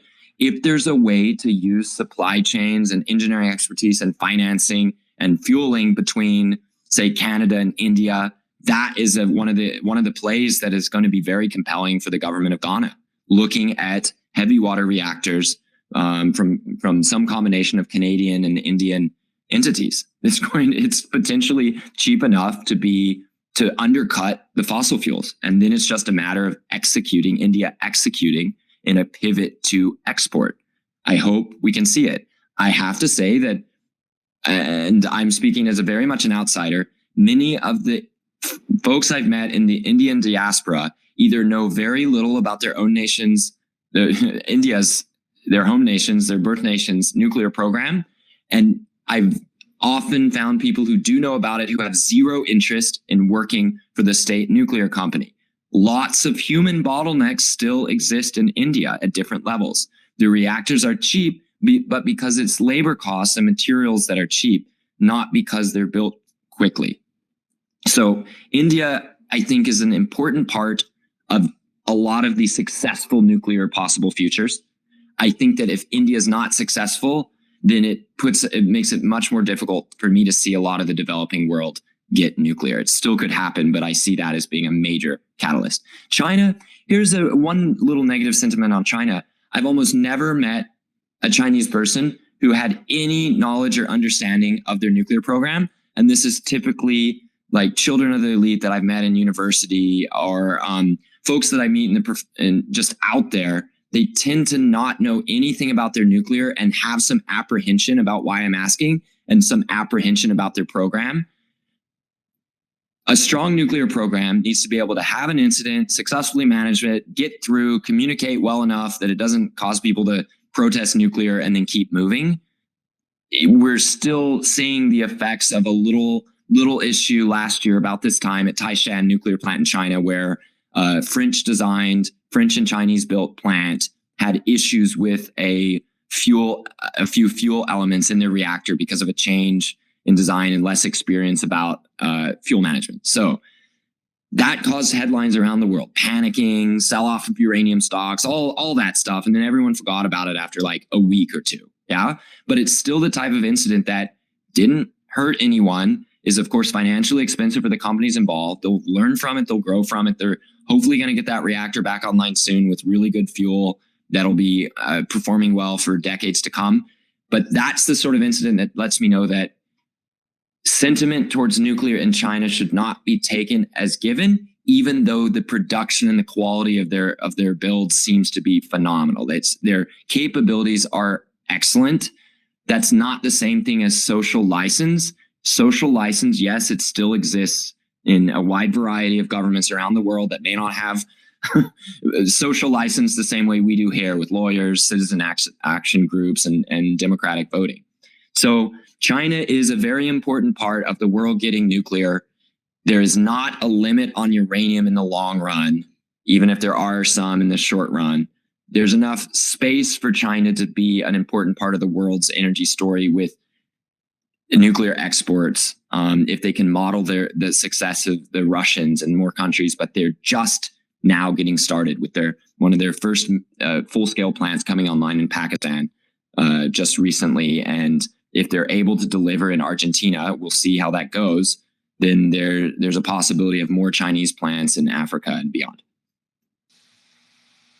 That's an interesting point that you make, Mark, about being able to have an incident, manage it, and move on properly from it. I mean, again, that is only going to be positive and helpful towards moving in the right direction for this type of energy. Just to make a small comment on that, now that I think of it, there were so many incidences of crying wolf during the opening weeks of the war in Ukraine. Part of the reason I'm on your space is because my account blew up because I was doing a moment-by-moment checking of the news and updates from both Chernobyl, former nuclear plant, and from Zaporizhia, current nuclear plant in Ukraine. The Zaporizhia situation is crazy right now. And I have that for a reason, because that's one of the best ways to feel the anxiety of unexplained or unusual or scary sounding events in nuclear, and then back yourself off the ledge by realizing, wait, These plants are designed to manage extreme events, even ones you don't know about.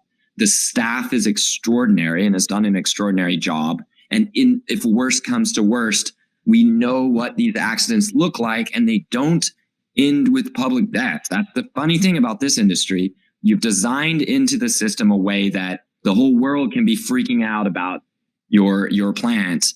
And even the worst cases don't have a mechanism to hurt the public physically except through fear and panic. The exposure to multiple scary incidences over a few weeks, I think, is going to help inoculate a lot of the world into not having immediate panic reactions, because they'll remember, oh, I've seen scary headlines and nothing came of that. And then there will be more about the adventure of the headlines instead of a panic of the headlines. The news channels will find more speakers who are not just the professionals out to kill nuclear from the environmental nonprofits. The nuclear industry itself will hopefully get better at talking engagingly on TV about their own technologies, at which point, any possible accident is a chance to explain to the public, with the little bit of attention that you have right there, more about nuclear energy, and explain why this incident is not scary, and this family of incidences at this family of plants wouldn't be scary, and what to expect moving forward in both the worst and best case scenarios. So I think that the inoculation of nuclear fear without nuclear consequences from Ukraine will, on balance, be good for sustainably responsible leadership and public reactions to nuclear incidences in the future. Well put. Keith, Robert, or Scott, do you guys have a question? This is Robert Rothbart. Hey, Mark, how you doing? It's always great to hear your passion about nuclear. First, I just want to say with the incidents example, I always say that it's kind of like airplanes. When the first airplanes were crashing, people were freaking out, and eventually it kind of just flies right by us. And people lose their lives in airplanes, but like you said, nobody's losing their lives. So I do think that as we move forward, we should be able to learn to deal with those incidents as far as managing our fear and the public fear. The question that I have is, from my perspective, I think one of the biggest issues with the West moving nuclear forward is the regulation. What do you think are the points in the regulation that could actually be improved to make the regulation easier so that we can build out nuclear faster, cheaper here in the West? Great question. Great question, Robert. Thanks for it. And I hope things are well on your end. Somehow the FAA certified, they have a relationship with Boeing such that a revolutionary, revolutionary. To me as an aerospace engineer, I felt that a lot of the leaps taken in the 787, the Dreamliner, were revolutionary. The use of major structural components whose failure would bring down the aircraft, made of carbon fiber. That's kind of scary to me. Very exciting, but kind of scary. Somehow FAA was able to certify those jets and allow their production while keeping an eye on them, allow Boeing to work very cooperatively with the regulator to get those planes up in the air, troubleshoot the lithium battery problem, work through other issues they've had recently, get back on track. I think it's a phenomenal example of what we need in nuclear. I heard an anecdote from somebody I talked to with experience in these regulatory situations who basically said, yeah, so the way the FAA certified that thing is that they made sure that everyone in the house on both sides knew who was responsible for the next up or down on the critical path of certifying or turning down the aircraft. So it was not that you were pressured to say yes. It's that you were pressured as a regulator to say exactly what you needed. If you said no, to say no quickly, and then to say why you said no, and to work very rapidly to have a plan for saying yes. We do not really have that in nuclear regulatory space. People take their sweet time, they're careful. There's almost no upside to saying yes for regulators, even though American nuclear regulators genuinely are interested in nuclear, interested to see new nuclear technologies. They like the sector, they like the industry. We don't have the incentive structure for rapid decision-making from the regulator. We have a decent relationship in terms of a working relationship between NRC and the nuclear sector compared to some other countries. Like France is just insane. If the regulator decided they wanted to shut down a reactor at a time that would kill 1,000 French people, they just do it. They would just straight up do it. They would collapse their entire country if they needed to make a point to a nuclear plant. Like they would just do it, right?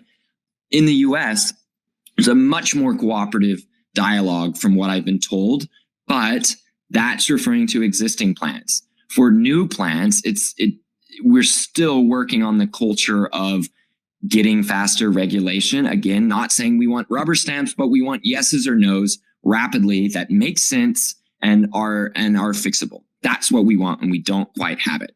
The solution that most US companies are going for, building elsewhere. Well put, Mark. And again, that goes back to the incentive structure problem that we talked about earlier. Keith, I think you were trying to ask a question there as well. Yeah, I couldn't figure out how to raise my hand in the Twitter spaces. All good. Thanks, Palisades, and thanks, Mark, for this discussion. I'm a state representative in the state of New Hampshire. I'm in my third term. And I served a term on the House Science, Technology, and Energy Committee. So that was sort of my on-the-job training as far as how the energy grid works, at least in ISO New England. I'm a software developer by trade and a part-time politician. I got a bill submitted, and we're expecting the governor to sign it soon, that creates a study commission in the state of New Hampshire to analyze expanding nuclear energy here in the state.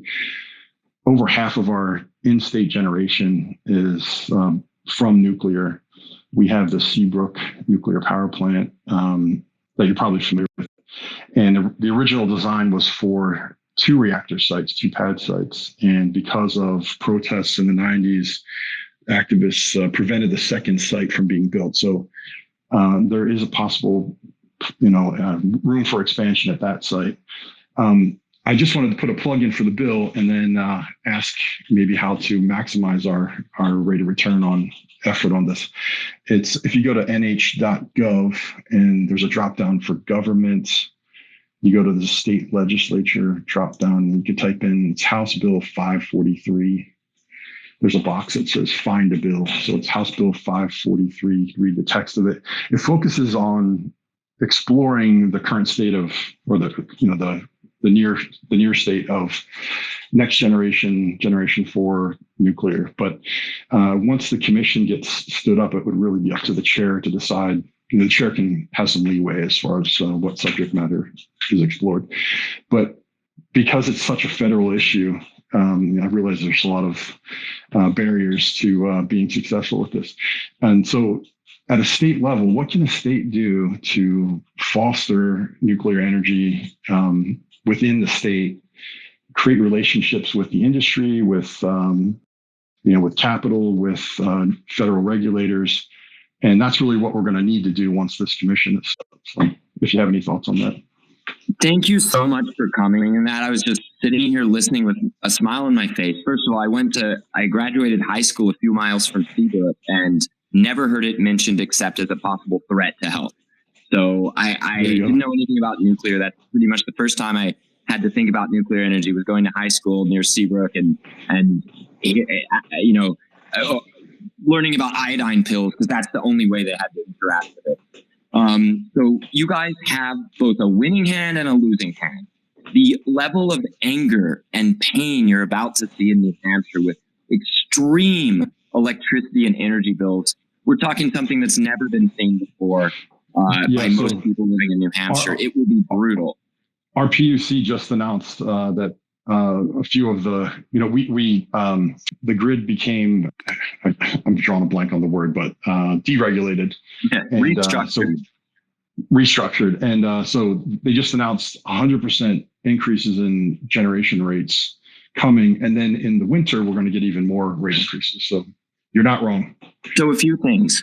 There is no limit to the amount of righteous anger that needs to be spilled on out-of-state market operators. I met one of the heads of an ISO a few years ago at a PERC conference, right? This was the era of cheap natural gas, yeah? And I was working on trying to save nuclear plants. We've already lost Vermont Yankee. We're on the edge of losing Millstone. Then I was working on one of the only environmentalists working on that campaign to save the plant. Fortunately, we did. We're staring down the loss of Indian Point. These are all things that in a common gas and electricity market area, obviously New York is a different market, but it's all the same grid, and the supply and demand needs to be balanced in bulk. I was looking at extreme shortages very obviously being there in a few years. So I asked the grid executive, and I said, how could you possibly say what you said, that it's not your problem if nuclear plants close? And he said, well, look, we said it's okay because we are only supposed to look 3 years in advance. And I said, what? How could you only look 3 years? It takes longer than 3 years to build most power plants. And he just looked at me and says, our mandate is to look at 3 years. We look 3 years out, and 3 years out, it looks fine. And I say, what about next year? And he said, well, we'll do an outlook next year. Well, guess what? They finally done an outlook, and they said there's not enough. And it coincided with a crazy gas crisis, global. You can't fix it. You have it better in some ways than those who can't even dream of expanding a pipeline because they're on the wrong continent. So you could at least do something in a couple years. But yeah, so you need to get angry and to point people's attention at the actual villains who are still alive, still in power, still operating, still drawing money from shutting down nuclear plants. Point to them, find the people who interfered with or destroyed the ability to finish that second reactor. Sometimes it's just history. It's just unfortunate work. It's we weren't good at building plants and the NRC was bad at regulating it. Find people who were involved in creating the energy situation that is going to be killing people this winter, and make sure people know that actual people set up the system to fail the way it is. Then you'll have lots of anger. Make sure to use that productively. In terms of talking with the nuclear industry, please DM me. We'll take care of all that. That part's easy. You're going about things the right way. Seabrook plant should be powering New England. You could power much of New England off of what you could do at Seabrook, and you will never be affected by climate change because you can take precautions with seawalls. There are nuclear plants at or below sea level that are ready for the next century. I've visited them in Europe. That's not going to be an issue, and no heat wave can knock you offline because you have access to cold ocean water. You are the future of energy in that part of the country. You need to find a way to get the right amount of skin in the game, the right risk reward, and the upcoming natural gas crisis is the time to make it happen. More details. Let's talk offline. Great, thank you. Keith, I'd be happy to share the bill as well. If you could send me a link to it, we could share it on our Twitter. Okay, I will do that. Thank you. Thanks. Kaelan, go ahead. Hey, thanks, guys. So, since generally people have a fear that nuclear reactors might, people who run nuclear reactors might lose control of it, and it might have uncontrolled chain reactions. So, would technologies like subcritical reactors make sense? Do they make economic and energy sense, or is it still too early to explore technologies like that? Great question. They absolutely don't. And what you said was true, but it misunderstands the level of technical concern people have with it. I see way too many people trying to promote fusion on the basis of, don't worry, we can barely get our reaction going, much less sustain it. So there, we're not like a nuclear fission plant that might react too much. Stopping the reaction is never the issue. The issue is heat removal after shutdown. Chernobyl is a very specific case, but even the Chernobyl type reactors, even though Chernobyl stayed in operation as a nuclear plant after the blast, they kept going. They improved performance even. And for all the other reactors of that type, including the 10 or so that are online today, the full-scale Chernobyl type reactors that are online today, powering some of the biggest cities in Europe, they fixed the thing that caused the runaway thing, and it's just about removing heat, the same problem that 3 Mile Island had or Fukushima Daiichi had, yeah? So at the point that you think you're answering a shutdown concern by making technical changes to shutdown, that's misunderstanding. You just need to either figure out whether that's truly the source of their fear, or make it clear that if that's their fear, nothing to worry about, because that's not going to be a problem again in a nuclear plant. Shutdown is not going to be the issue. And if they're still not satisfied, then it shows that their fear is about nuclear generally, or about images in their head of fears of nuclear war that they think of as maybe the same thing as a nuclear plant meltdown. And you have other things to address of much higher technical importance than the shutdown mechanism. I do not think subcritical reactors, after wave of interest in them in previous years, I just don't think that they're that interesting to me besides science experiments. Thank you. Mark, I know we're almost coming up on the time window that you and I had previously discussed. Do you have a couple more minutes for us? Yeah, let's do quick questions and quick answers. Okay, Lucky, go ahead. Hi, Mark. Great space. Thank you guys for doing this. What do you think about Prototype Park?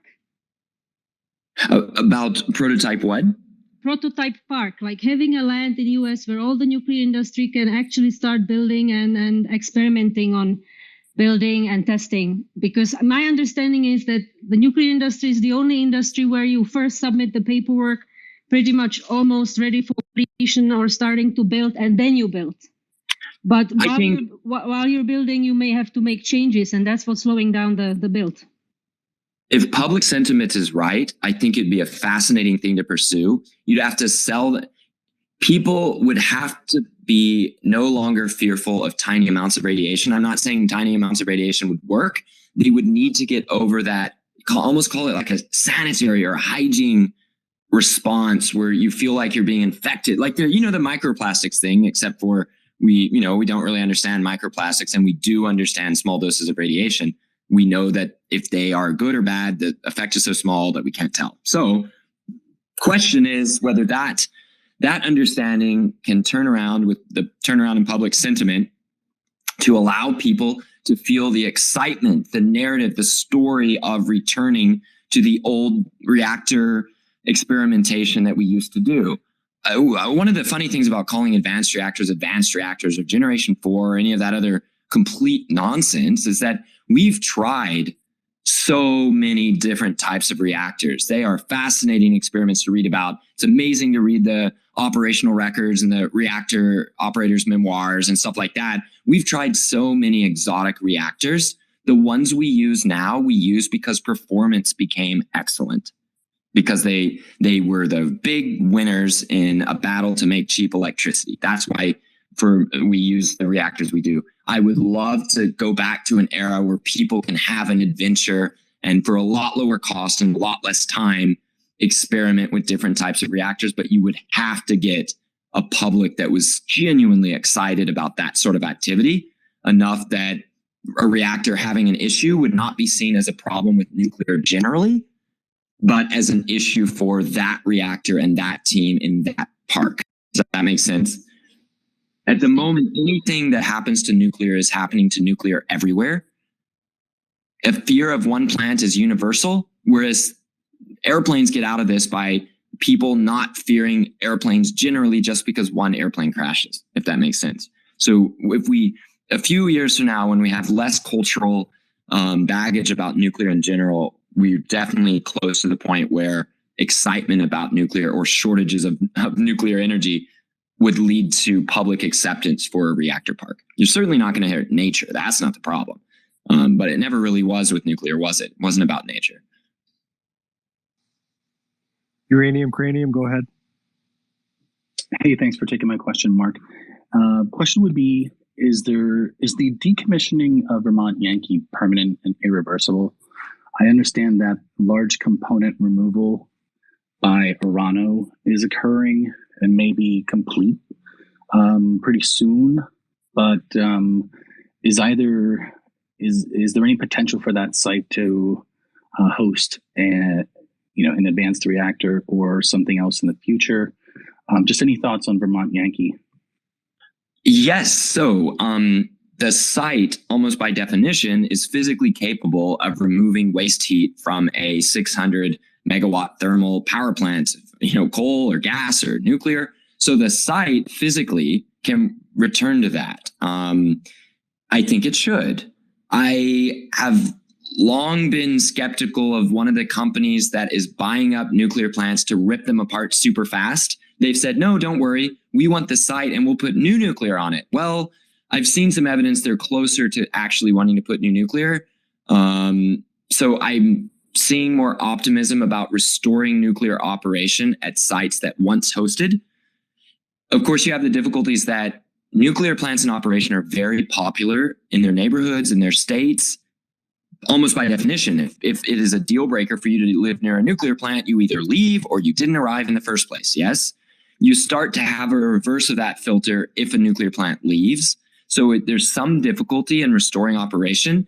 The brutal energy and economic conditions that are coming to New England are going to help with that a little bit. And people remember the days when they had a big ass nuclear plant. It just provided all their electricity and paid tax revenue and there was prosperity and, solved climate change or whatever.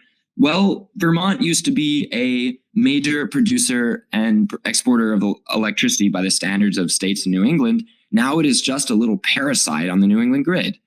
And I could see a situation where some amount of the layout of the current plant stays the same as the site is returned to operation.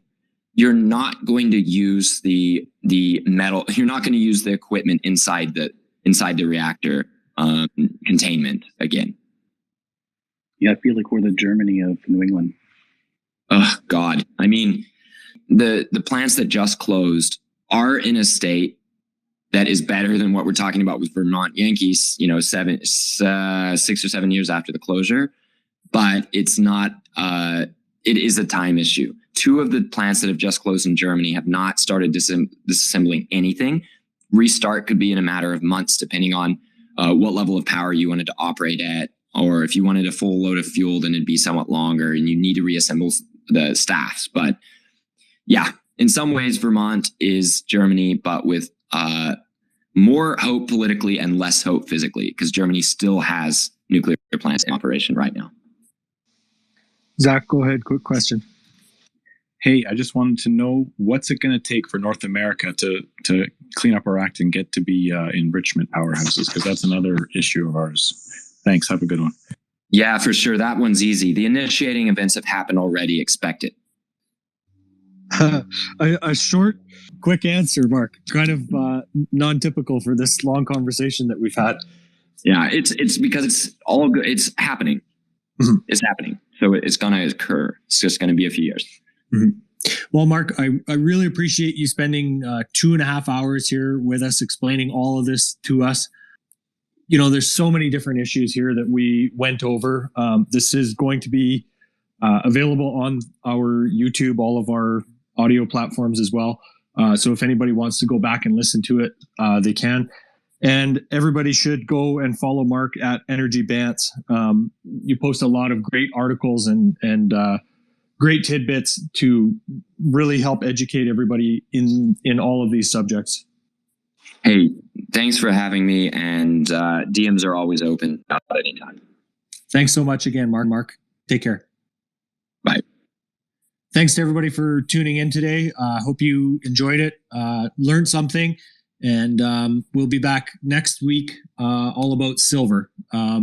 If anybody has any questions they want answered on the silver market of any type, you can send them to me or post them wherever, and I will get them answered for you from David Morgan and Bob Coleman. Have a great weekend, everybody. This podcast is for general informational purposes only. Nothing on this podcast should be taken as investment advice. Guests on this show are not compensated for their appearance. Listeners are urged to educate themselves and make their own decisions. Do not base any investment decisions on the information contained. To view our full disclaimer, please visit our website.